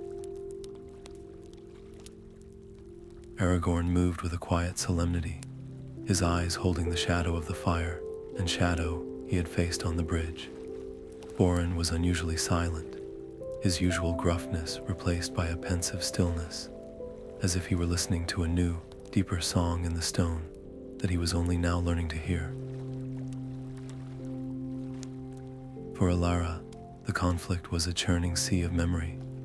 The scholarly thrill of discovery was now inextricably linked with the visceral fear of near death, the moral weight of the curator's redemption, and the profound cost of their victory. They had saved the memory of a world, but they had also walked through a gallery of personal nightmares. The victory felt less like a triumph and more like a sacred, burdensome knowledge.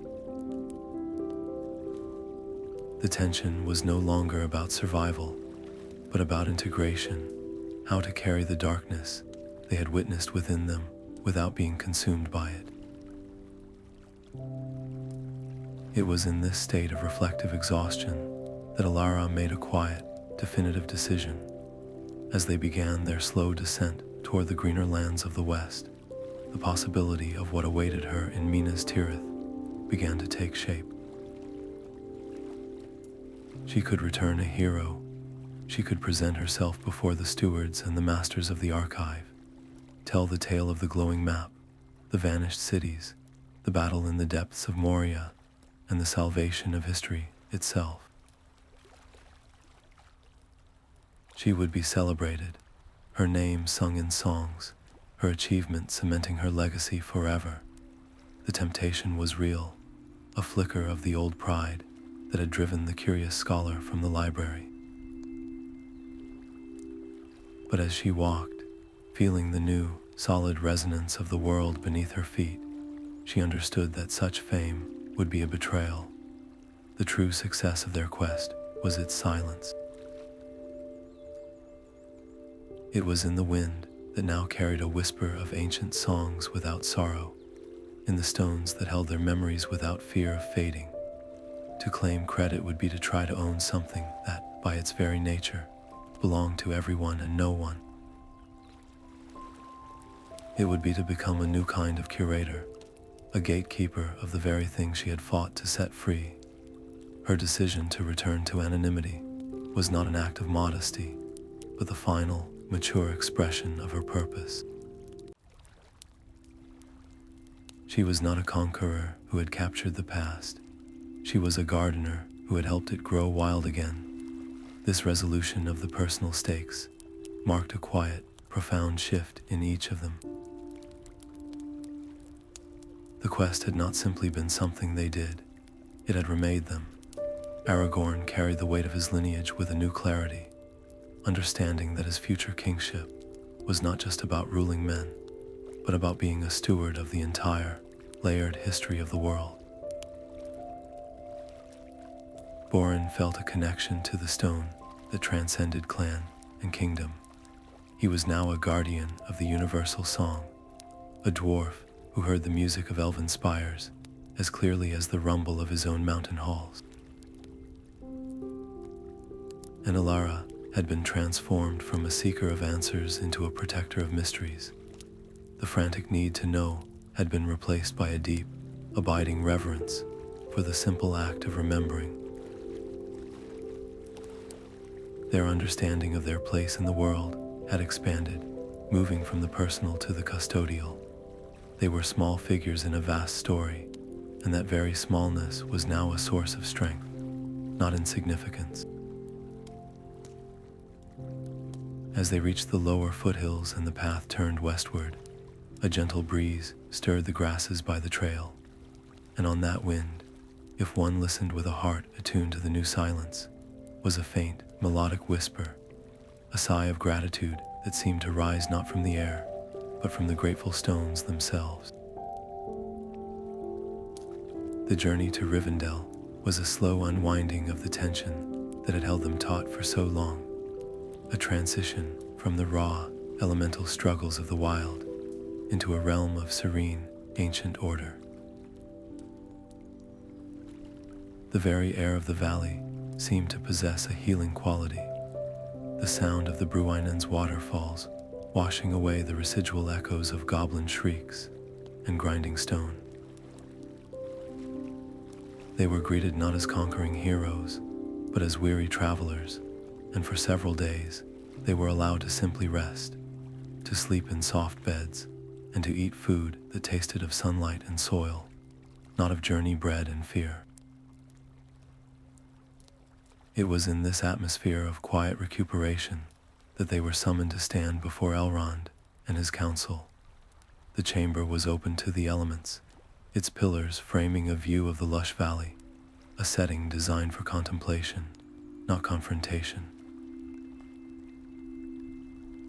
Elara, Aragorn, and Boren stood together, their travel-worn clothes a stark contrast to the graceful robes of the elven lords and the solemn garb of the few dwarf and human scholars present. They had brought no trophy, no glittering artifact from the depths of Moria. They had only a story and the quiet certainty that the world had been fundamentally changed. Elrond's gaze was deep and measured, holding the weight of millennia. He listened as Aragorn spoke of the practical dangers, the skirmishes, and the final flight from the Balrog.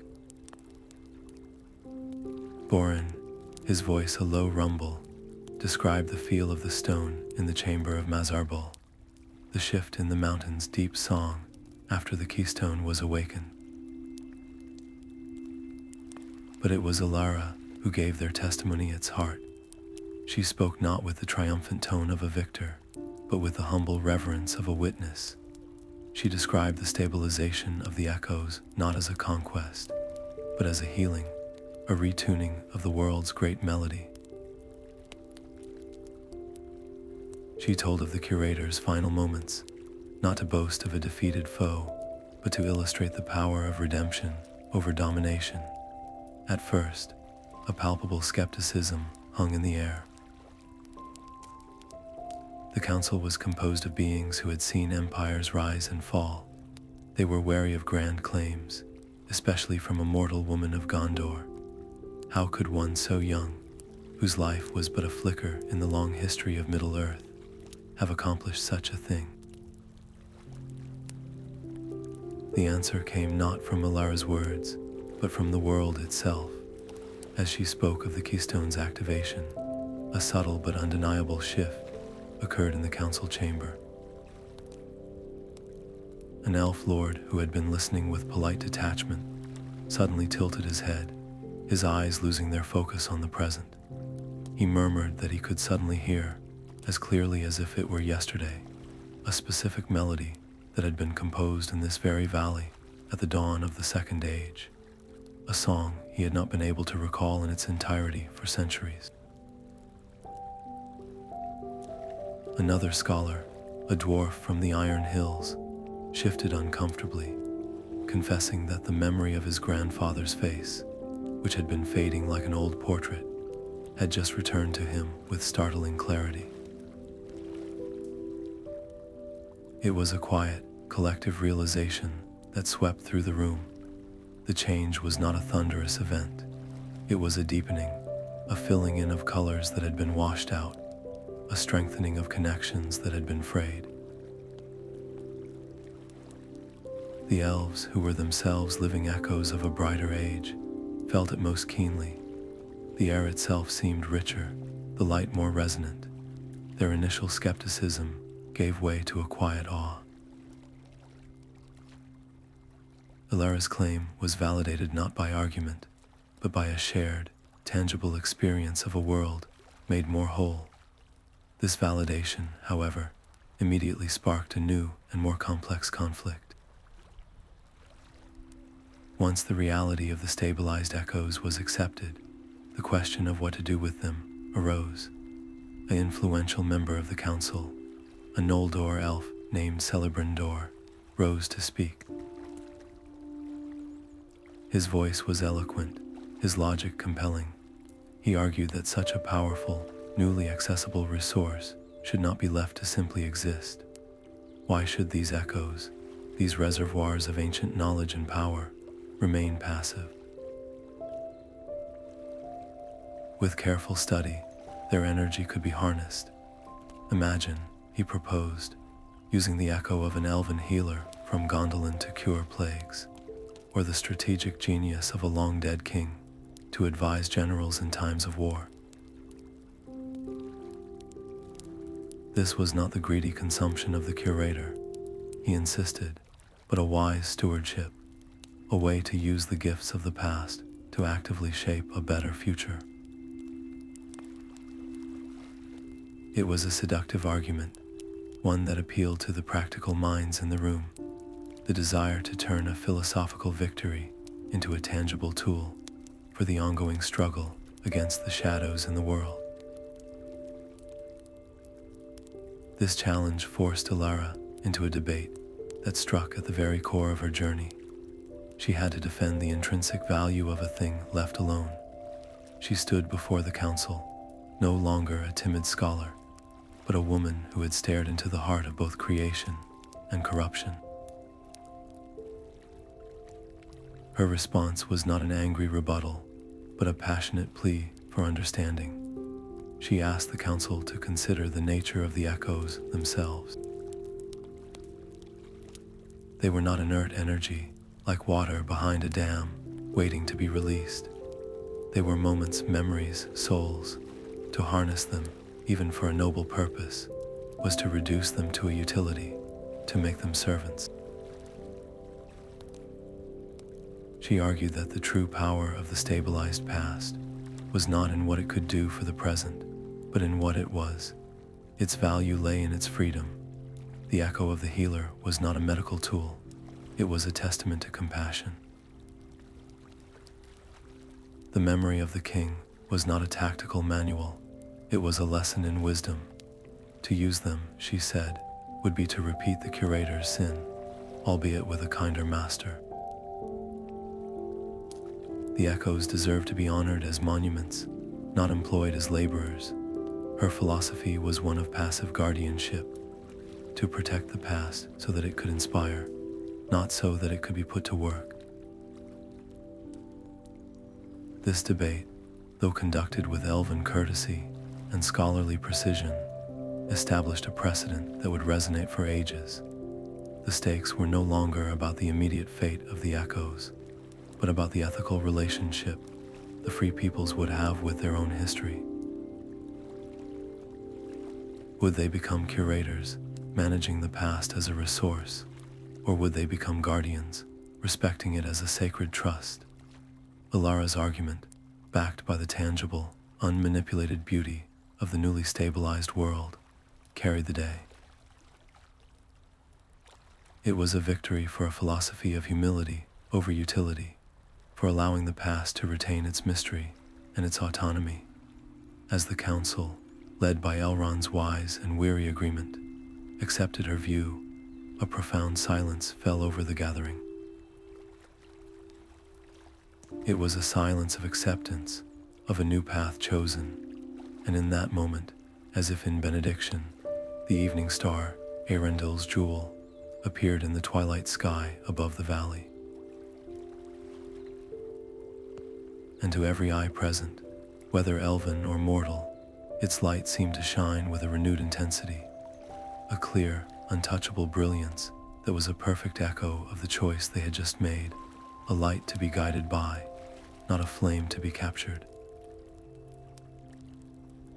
In the quiet, sun-drenched weaving halls of Rivendell, where the only sounds were the soft clatter of looms and the gentle murmur of elven craftspeople, Alara found the final expression for her long and arduous quest.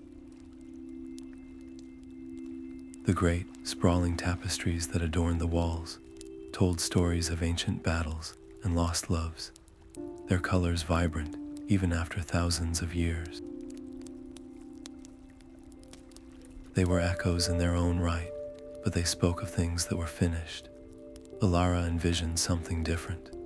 She approached the master weavers not with a demand, but with a request born from a profound need to create, not merely to record. She described a tapestry that would not be a eulogy for the vanishing cities, but a hymn to their continued presence. She spoke of using threads that held a subtle, captured light, fibers that had been spun under the light of the stars and moon, hoping to weave the very essence of an echo into the cloth. The weavers, whose art was one of patience and profound understanding, listened intently.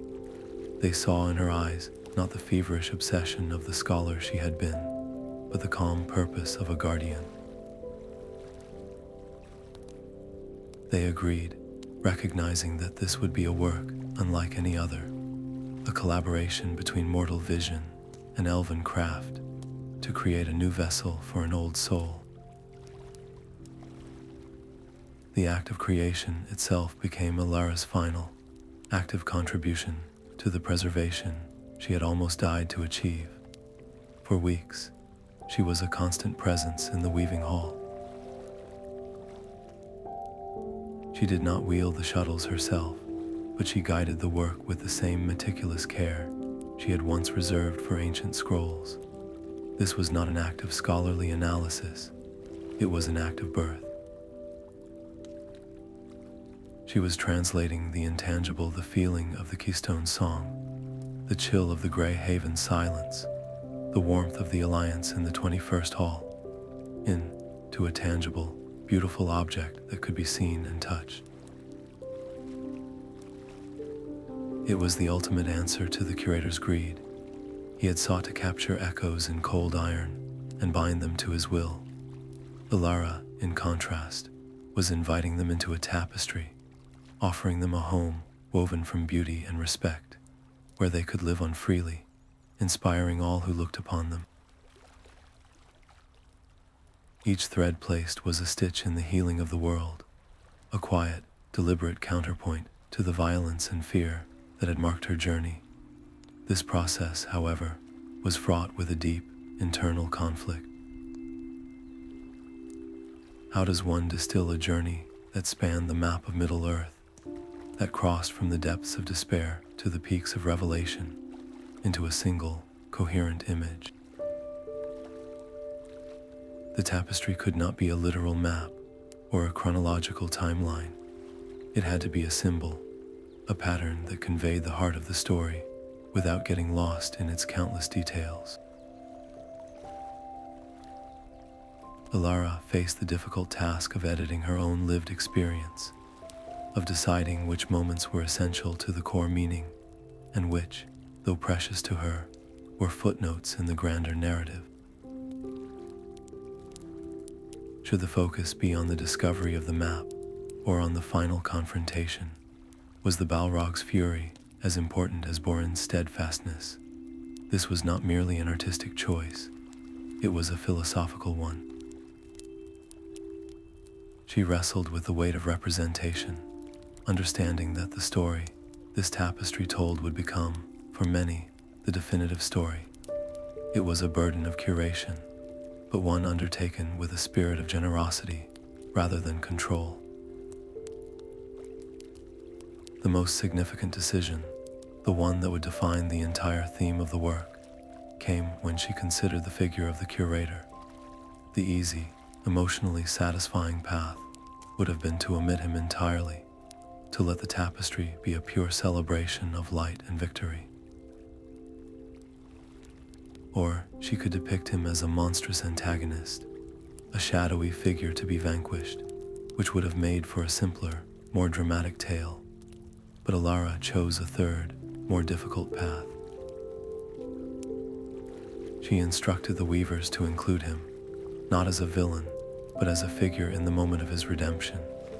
In the design, he was shown not with a crown of iron, but with his hands open and empty, his face turned upward towards a vision of his lost city, his form beginning to dissolve into the same golden light that illuminated the rest of the tapestry. This was a conscious decision of forgiveness and breathtaking inclusivity. It declared that the story was not about the triumph of good over evil, but about the power of healing over brokenness. It acknowledged that the enemy was also a victim of his own torment, and that true restoration meant making room for even the most lost of souls to find peace. In making this choice, the tapestry transcended being a mere record and became something far greater, a new kind of echo. It was a man-made vessel, crafted with intention and love, designed to carry the story forward through time. Unlike the natural echoes tied to specific locations, this one was portable and resilient. It could hang in a hall where generations could gather before it, its threads shimmering with captured light, telling its tale without words. It ensured that the story of the vanishing cities and the quest to save them would not fade again, that the lessons of courage, fellowship, and redemption would be passed down as a living heirloom. The stakes of this act of creation were the perpetuation of memory itself, not as a fragile ghost, but as a durable, beautiful artifact, a testament to the idea that the most important stories are those we choose to weave into the fabric of our collective consciousness. As the final thread was tied off and the great loom fell silent, the finished tapestry seemed to hold its breath for a moment. Then, a soft, almost imperceptible hum emanated from it, a resonance that felt familiar to Elara's attuned senses. It was not the powerful thrum of the keystone, but a gentle, contented vibration, the sound of a story settling perfectly into its chosen home. Alara looked upon the woven image, the cities shining, the companions standing together, the curator finding his release, and she felt a deep, quiet certainty settle in her own soul. The last loose thread of her great adventure had been tied. Her work was complete. The road west of Rivendell was not a single path, but a place where many journeys diverged, a fork in the story of their lives. The air was sweet with the scent of pine and the promise of spring, a stark contrast to the remembered chill of Moria's depths. They stood together for a long moment, the three of them, a silent monument to the fellowship that had been forged in darkness. There were no grand speeches, no lengthy vows of future meetings. The understanding between them was deeper than words could convey. Aragorn was the first to move, clasping Boren's forearm in a warrior's grip, then turning to Elara. His gaze, which had seen so much of the world's sorrow and hope, held a new respect, a recognition of a kindred spirit who had faced the abyss and not flinched. He simply nodded, a gesture that contained a universe of shared experience, before turning and melting into the landscape with a ranger's innate stealth, his path leading north to his scattered people, and the ever-vigilant watch against the shadows that still lingered in the east. Then it was Boren's turn. The dwarf shifted his weight, his boots scuffing the dirt road. The gruffness that had once been a wall against the world had softened into a grudging affection, but the prospect of this human sentimentality clearly made him uncomfortable. He made to simply grunt a farewell and march away, but Elara stepped forward, stopping him. From a small pouch at her belt, she produced not a jewel or a crafted trinket, but a simple, smooth stone, dark gray, and polished to a soft sheen by centuries of underground waters. It was a piece of the chamber of Mazarbul, a fragment of the very room where the fate of memory had been decided. She pressed it into his broad, calloused palm. It was not a gift of great monetary value, but one of immense symbolic weight. It was a piece of the shared burden they had carried, a tangible reminder that the Song of Stone was now as much his to listen for as it was hers. Boren looked down at the stone, his thick fingers closing around it. He gave a single, slow nod, his eyes meeting hers. In that look was the entire history of their unlikely alliance. The initial distrust in the Erd Lewin, the shared puzzle in the Hall of Murdain, the desperate flight across the bridge. Without a word, he turned and began his trudging walk east, toward the lonely peaks he called home, his figure growing smaller until he was swallowed by the rising folds of the land. The parting left a silence that was both aching and peaceful. The fellowship, that powerful entity that had been greater than the sum of its parts, was now dissolved. Yet the bonds they had formed were not broken, they were transformed. They were no longer a single sword, but a network of scattered guardians, each a keeper of the quiet truth they had fought for. Aragorn would carry it into the wild places, a whisper of stability in a world of shifting dangers. Boren would carry it into the deep places, a new melody to listen for in the ancient rock. And Elara would carry it back to the world of men, to the city of stone and learning. The sadness was real, a tangible sense of loss for the profound chapter that had closed. But it was tempered by a fierce, quiet pride. They had done what they set out to do. They had faced the darkness and not been consumed. The emotional conflict was not a battle, but a gentle tide, where the sorrow of ending ebbed against the solid shore of fulfillment. Watching Boren's sturdy form disappear into the foothills, Elara felt the full weight of the journey settle upon her, not as a burden, but as a part of her very being. She was returning to Minas Tirith, but she was not the same woman who had fled its library with a secret map and a fearful heart. The curious scholar was gone, replaced by a wise guardian. The personal quest that had begun with a single, shimmering line on parchment was concluded. Yet, as she turned her face toward the white city, its distant towers a faint gleam on the horizon, she understood that conclusion was not an end. Her step was lighter, freed from the immediate terrors of the road, but her heart was immeasurably fuller, crowded with the weight and wonder of all she had witnessed: the ghostly councils, the silent havens, the song of creation, and the final, redemptive sigh of a fallen king.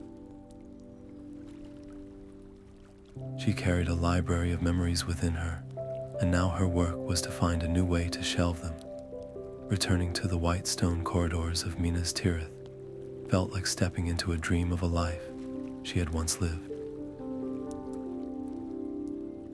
The air in the great library was exactly as she remembered, a solemn mix of dust and aged parchment, and the master of the archives, Selderon, received her with a quiet, respectful nod, offering her old position back without question. To the city, she was simply a scholar who had been on a long journey. They saw the same woman, perhaps a little thinner, her eyes holding a depth that had not been there before. But Alara knew she could not slip back into the old rhythms, into the familiar task of cataloging the decrees of stewards and the troop movements of long-forgotten battles. That history, written in ink and authority, now felt like a story told with only half the alphabet. The true history, the one that gave the stone its warmth and the wind its voice, was still waiting to be heard. So, she did not resume her old post. Instead, she found a small, sunlit room on a lower level of the city, a space that had once been used to store unused furniture and broken globes. It had a large window that looked out not over the imposing citadel, but over a quiet courtyard where herbs were grown and the city's doves gathered. Here, with her own hands, she began to build something new. This was not an archive of kings and battles. It was an archive of echoes. She placed simple wooden shelves along the walls and began to fill them not with scrolls, but with objects that held stories without words. A potter from the fifth circle gave her a shard of clay, its glaze a particular blue that had not been made since the time of a great plague, a color born from a specific mineral found only in a now lost quarry. A minstrel, hearing whispers of her interest, brought her the notation for a lullaby that was sung only in the villages of Lossarnac, a melody that was said to mimic the sound of the streams that ran down from the mountains. She collected a carpenter's unique knotwork, a weaver's pattern for a festival sash, the recipe for a honey cake that was baked only in a single neighborhood during the longest night of the year. This new archive, quietly growing in its forgotten corner, began to act as a magnet for a kind of scholar Minas Tirith had never formally recognized. They were not men who debated lineage in dusty robes, but storytellers who could recite the genealogy of every tree in a certain grove.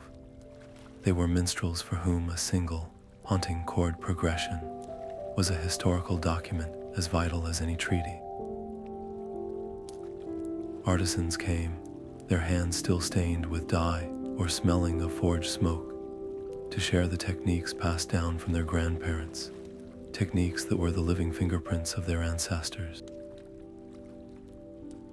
The intellectual landscape of the city, for so long focused on the grand narrative of power and survival, began to develop a new, quieter dimension. Conversations in the taverns now sometimes turned from the latest news, from the borders to the origin of a local folk tale, or the meaning behind the carvings on an old public fountain.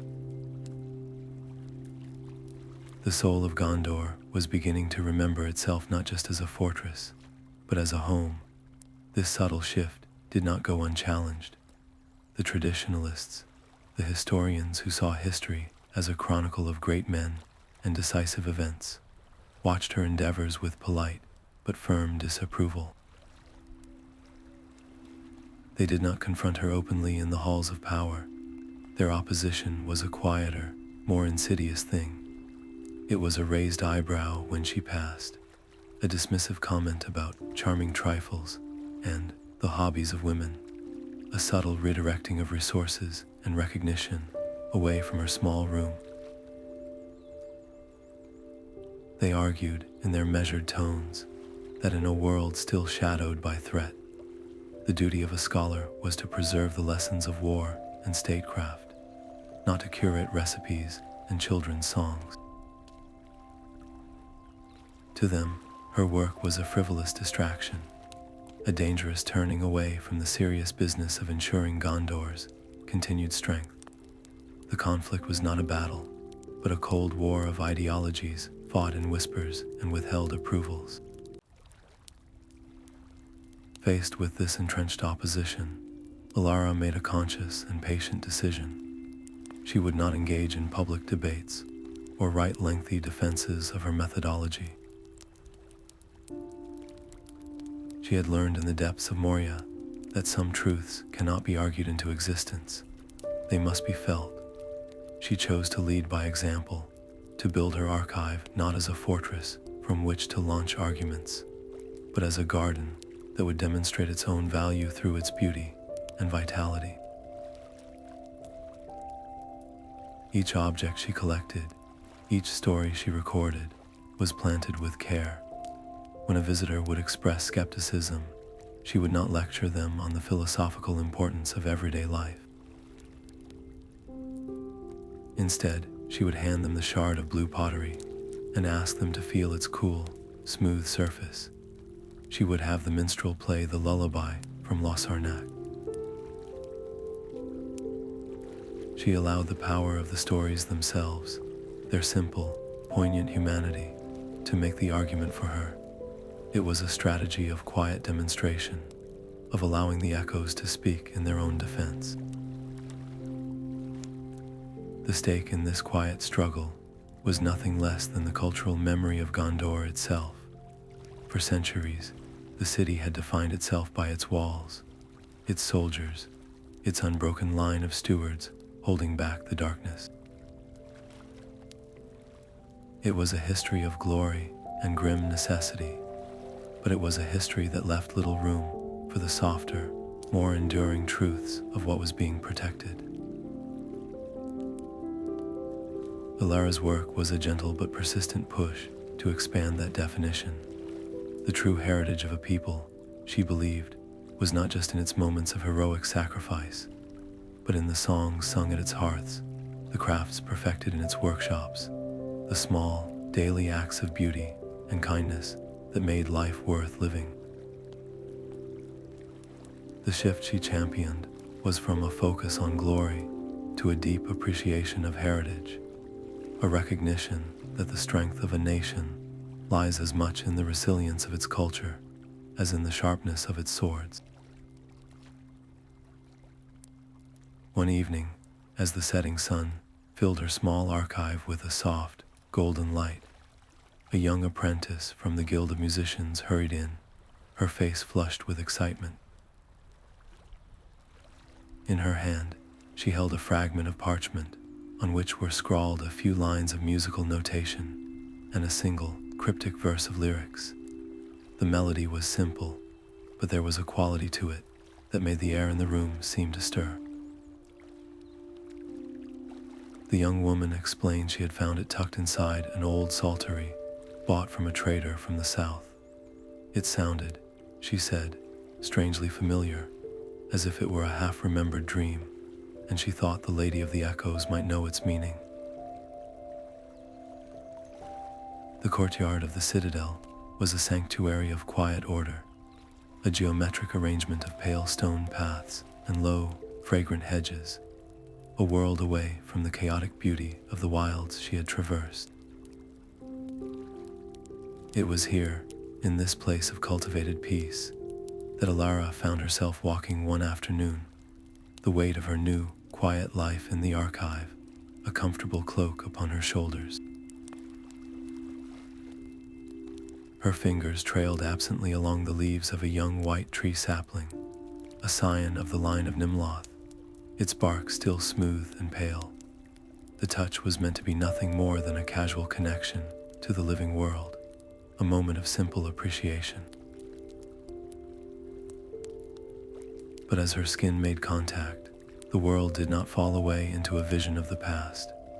Instead, it surged forward. For a single, breathtaking heartbeat, she was not touching a slender sapling, but the rough, mighty bole of a tree in its full, majestic prime. She felt the sun dappling through a vast, silver-leafed canopy that cast a cool, dappled shade where she now stood. She felt the deep, thrumming strength of roots that gripped the hill of Minas Tirith with an unshakable permanence. It was not a memory, it was a promise, a whisper of a future where this fragile sapling would stand as a testament to endurance and renewal, its branches a roof over the heads of generations yet unborn.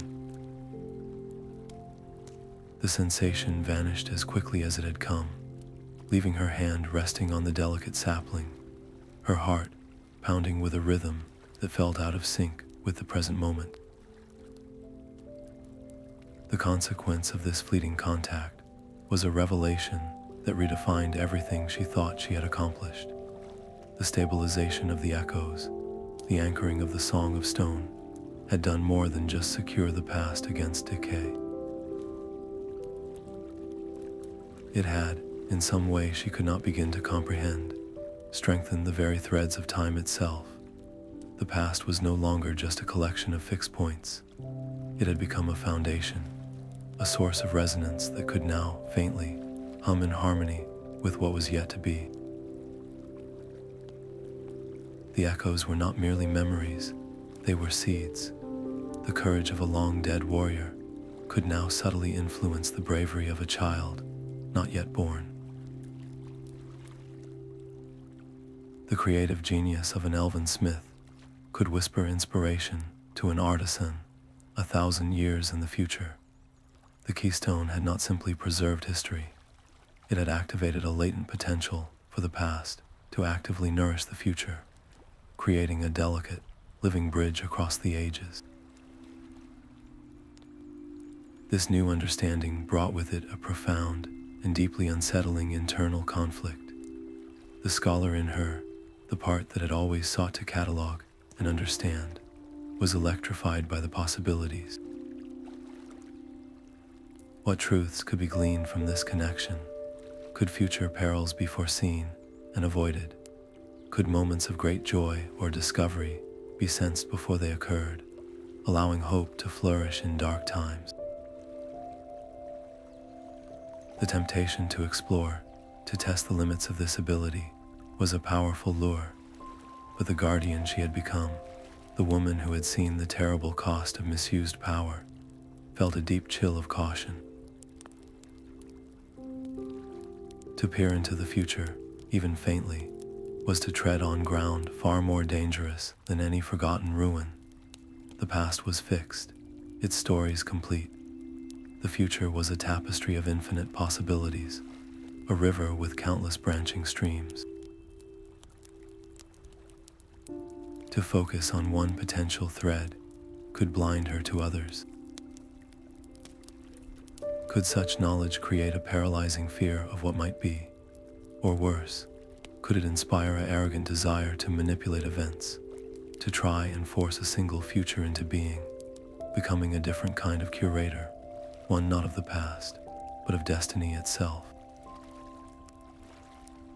The conflict was no longer between curiosity and safety, but between wonder and wisdom. Standing alone in the courtyard, the scent of the earth and the young tree filling her senses, Alara made her decision. She would not speak of this to anyone, not to Aragorn in his travels, not to Boren in his mountains, and certainly not to the scholars of the city. This was not a secret to be hoarded, but a responsibility to be nurtured with immense care. She viewed the experience not as a new tool to be used, but as a private gift, a fragile trust placed in her hands. To speak of it would be to invite speculation, demand, and fear. It would turn a subtle mystery into a subject of debate, a thing to be analyzed and potentially exploited. Instead, she chose to let the understanding grow within her slowly, like the sapling itself. She would approach it not with the frantic energy of discovery, but with the patient reverence of a gardener tending a rare and delicate seed. She would wait for it to speak to her again, if it ever did, and learn its nature not by forcing it, but by listening. This choice quietly escalated the personal stakes of her life's work. Her role was no longer confined to being a guardian of what had been. The vision of the strong, future tree suggested that her purpose was evolving into something even more profound. She was becoming a shepherdess, not just of memories, but of potentialities. Her quiet work in the archive, collecting the songs and crafts of everyday life, was not merely an act of preservation, it was an act of cultivation. Each story saved, each technique recorded, was now a nutrient in the soil from which the future would grow. By ensuring the past remained vibrant and accessible, she was, in her gentle way, helping to enrich the possibilities of what could be. The responsibility was immense and humbling, a silent pact with time itself that required a wisdom she was only beginning to grasp. That night, in her small room overlooking the sleeping city, she opened her window to the cool, clear air. The stars shone down with their ancient, silent light, each one a story of fires lit millennia ago, their light only now reaching her eyes. They were the ultimate echoes, their journeys a testament to the deep, beautiful connections that bind all things across impossible distances. Looking up at them, Elara did not feel small or overwhelmed. A slow, quiet smile touched her lips. The great quest was over, but the true work, the patient, lifelong work of tending the garden of time, had only just begun. Years later, a shadow fell upon Gondor that no sword could parry. It was not an army of orcs that gathered at the gates, but a creeping, silent despair that seeped through the very stones of the White City. A relentless plague had traveled up the Anduin from the southern coasts, a cruel sickness that drained the vitality from the strong and took the weak without mercy. The streets, once vibrant with the commerce of a reborn kingdom, were now hushed, punctuated only by the slow, solemn tolling of bells marking another passing. The air itself grew heavy with the scent of fear, and bitter herbs burned in a futile attempt to cleanse the miasma. This was a battle against an invisible foe, and with each passing day, the spirit of the people frayed a little more. The memory of past victories, of the glory that had defined Gondor for so long, felt like a tale from another age, a story that had no power against the present misery. A great forgetfulness threatened to claim the city, not of facts or dates, but of its own essence, the unyielding resilience that was its truest inheritance. In her small archive, now a cherished haven within the city's lower levels, Alara felt the weight of this spiritual decay as keenly as any physical ailment. The stream of visitors had ceased. The minstrels were silent, the artisans confined to their homes. The room, usually humming with the quiet energy of shared stories, was preternaturally still. Through her window, she could see the grim processions in the courtyard below and hear the muffled weeping from neighboring houses. She knew that the plague was a test of the body, but the true danger was the sickness of the soul it bred. The people were beginning to believe that this darkness was their new, permanent reality, that the courage of their ancestors was a myth that could not help them now. It was a shadow that the Keystone, for all its power, had not been designed to dispel, for it targeted not the memory of the past, but the hope for the future. It was in this profound silence that the deepest understanding of her life's work finally crystallized within her. The stabilized echoes were not a museum to be visited. They were a wellspring to be drawn from. The connection she had forged with the vanished cities was not a passive link, but an active channel. As she stood amidst the shelves holding the simple, powerful relics of ordinary lives, she realized what she had to do. It would require more than scholarly knowledge. It would demand an act of pure will, a conscious weaving of the very fabric of memory itself. Closing her eyes, she did not reach for a specific scroll or object. Instead, she turned her focus inward, to the quiet, resonant space within her that had been forever altered by the Keystone's song. In her mind's eye, she did not see maps or runes, but felt qualities, the essential spirits of the places she had saved. She began, not with a shout, but with a whisper of intent, calling upon the unwavering courage of the dwarves in the deep places of Khazad-dûm, that stubborn, unbreakable will to endure even when surrounded by absolute darkness. She felt its strength, not as a weapon, but as a foundation, a bedrock certainty. To this, she wove the boundless hope of the elves, the clear, starlit hope of the gray havens that had refused to be silenced, a light that looked ever westward toward renewal rather than dwelling on loss.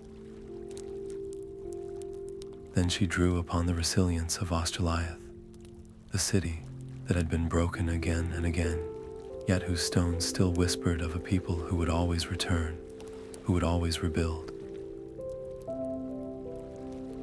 One by one, she gathered these threads, the creative joy of a region, the solemn wisdom of Annúminas, the fierce independence of the Rangers, until a tapestry of pure, collective memory began to form not before her eyes, but within her very soul. The effort was immense. This was not like reading a scroll or singing a lineage. It was an act of spiritual architecture. She was not recalling memories, she was conducting them, blending their unique harmonies into a single, overwhelming chord of affirmation. She felt the strain in her spirit, as if she were lifting a physical weight, her breath coming in shallow gasps, her knees trembling. It required every ounce of her knowledge to hold the patterns in balance, every shred of her will to keep the channel open, and the profound, lifelong connection she had forged with each echo to ensure the projection was one of pure empathy, not force. She was not imposing a feeling upon the city, she was offering it, a gift drawn from the deepest wells of Middle-earth's history. Then she let it go. It did not erupt from her in a visible beam of light, but flowed outwards like a sudden, gentle change in the weather, a wave of collective memory, invisible to the eye but palpable to the heart, washed through the streets of Minas Tirith. It passed through stone walls and closed shutters, not as a sound, but as a sudden, inexplicable shift in the air. A mother kneeling by a sick child's bedside felt a surge of determination that was not her own, a forgotten memory of a healer's hands from a city lost for millennia. A guardsman, weary to his bones from endless watches, suddenly straightened his posture, his mind filled with the echo of a watchman on the walls of Osteliah, who had stood firm against a greater darkness.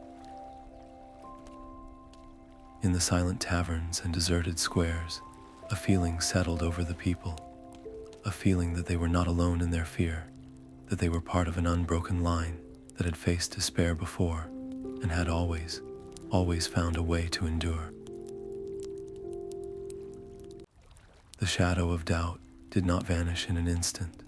The plague did not miraculously end, but its grip on the human spirit was broken. Where there had been only the sound of weeping, now there was also the sound of determined footsteps, as neighbors began to check on one another again. Where there had been resignation, a stubborn, quiet resolve began to take root. The city remembered itself. It remembered that its strength had never lain solely in its walls or its swords, but in the indomitable heart of its people, a heart that had been forged in countless trials across countless ages. Elara, her strength spent, leaned against a shelf, watching the first signs of this change through her window. She had not fought a battle with a blade, but she had won a war against oblivion, using the one weapon she had always possessed, the profound, enduring power of a story, remembered at the precise moment it was needed most. Time, the gentlest of weavers and the most relentless of rivers, had softened the sharp edges of Alara's world. The dark, desperate flight from Osteliah, the thunderous collapse of the bridge of Khazad-dûm, the searing light of the Keystone. These memories had not faded, but they had mellowed, transforming from raw, painful wounds into deep, polished wisdom that lined her face and shone from her calm, knowing eyes. She was an elder now, a figure of quiet reverence in the city she had once fled as a young woman. Her archive was no longer a small, sunlit room, but the heart of a new wing of the great library, a place where the air itself seemed to hum with the patient, accumulated stories of ages. Young scribes and seasoned minstrels alike sought her counsel, not for answers about battles or lineages, but for something far more precious, understanding. They came to learn how to listen, not just to words on a page, but to the whispers in the wind and the sighs in the stone. Her contentment was not the simple satisfaction of a task completed. It was a profound, hard-won peace, born from understanding the true nature of preservation. She knew, with a certainty that required no proof, that the great cities of old lived on. Their towers might be dust, their plazas swallowed by forest and sea, but their essence had not been lost. They existed now in a purer, more resilient form. They lived in the lilt of a shepherd's song that carried a melody first sung in the courtyards of Annúminas. They thrived in the intricate, not a sailor tide, a pattern passed down from a dwarven rope maker of old. They breathed in the courage a young guard found during a lonely watch, a courage that echoed the steadfastness of those who had stood on the walls of Minas Tirith in its darkest hour. The cities were no longer places on a map. They were qualities in the hearts of people, enduring ideas that comforted and guided as long as there were ears to hear their subtle music and hearts willing to resonate with their timeless tune. And at the center of her archive, hanging on a wall where the light of the setting sun would catch its threads, was the tapestry from Rivendell. It was more than a decoration. It was a silent teacher. Visitors would stand before it, and without a word of explanation from Alara, they would feel something stir within them. The shimmering threads did not depict a clear, literal scene, but rather a feeling, a convergence of sorrow and joy, loss and hope, ending and beginning. In its woven patterns, one could sense the cool silence of the gray havens, the warm hum of the dwarven forges, and the golden light of a redemption urn. It was a testament that did not shout, but whispered the most important lesson of all, that what is truly loved, what is deeply felt and honestly remembered, never truly vanishes. It simply changes its form, moving from stone to story, from a physical location to a permanent home in the collective soul of the world. Elara's personal journey, which had begun with the solitary flicker of a candle over a mysterious map, was now complete. The curious scholar, driven by a hunger for knowledge, had been tempered by experience into a wise guardian, motivated by a profound love for what that knowledge represented. She had not just saved the past, she had learned how to gift it to the future, not as a burden to be carried, but as a light to be shared. And as she sat in her archive, listening to the quiet conversations of a new generation of listeners, she knew that the echoes would never fall silent. The work of remembrance was now a chain with countless links, and her hands, though aged, had forged a bond that would hold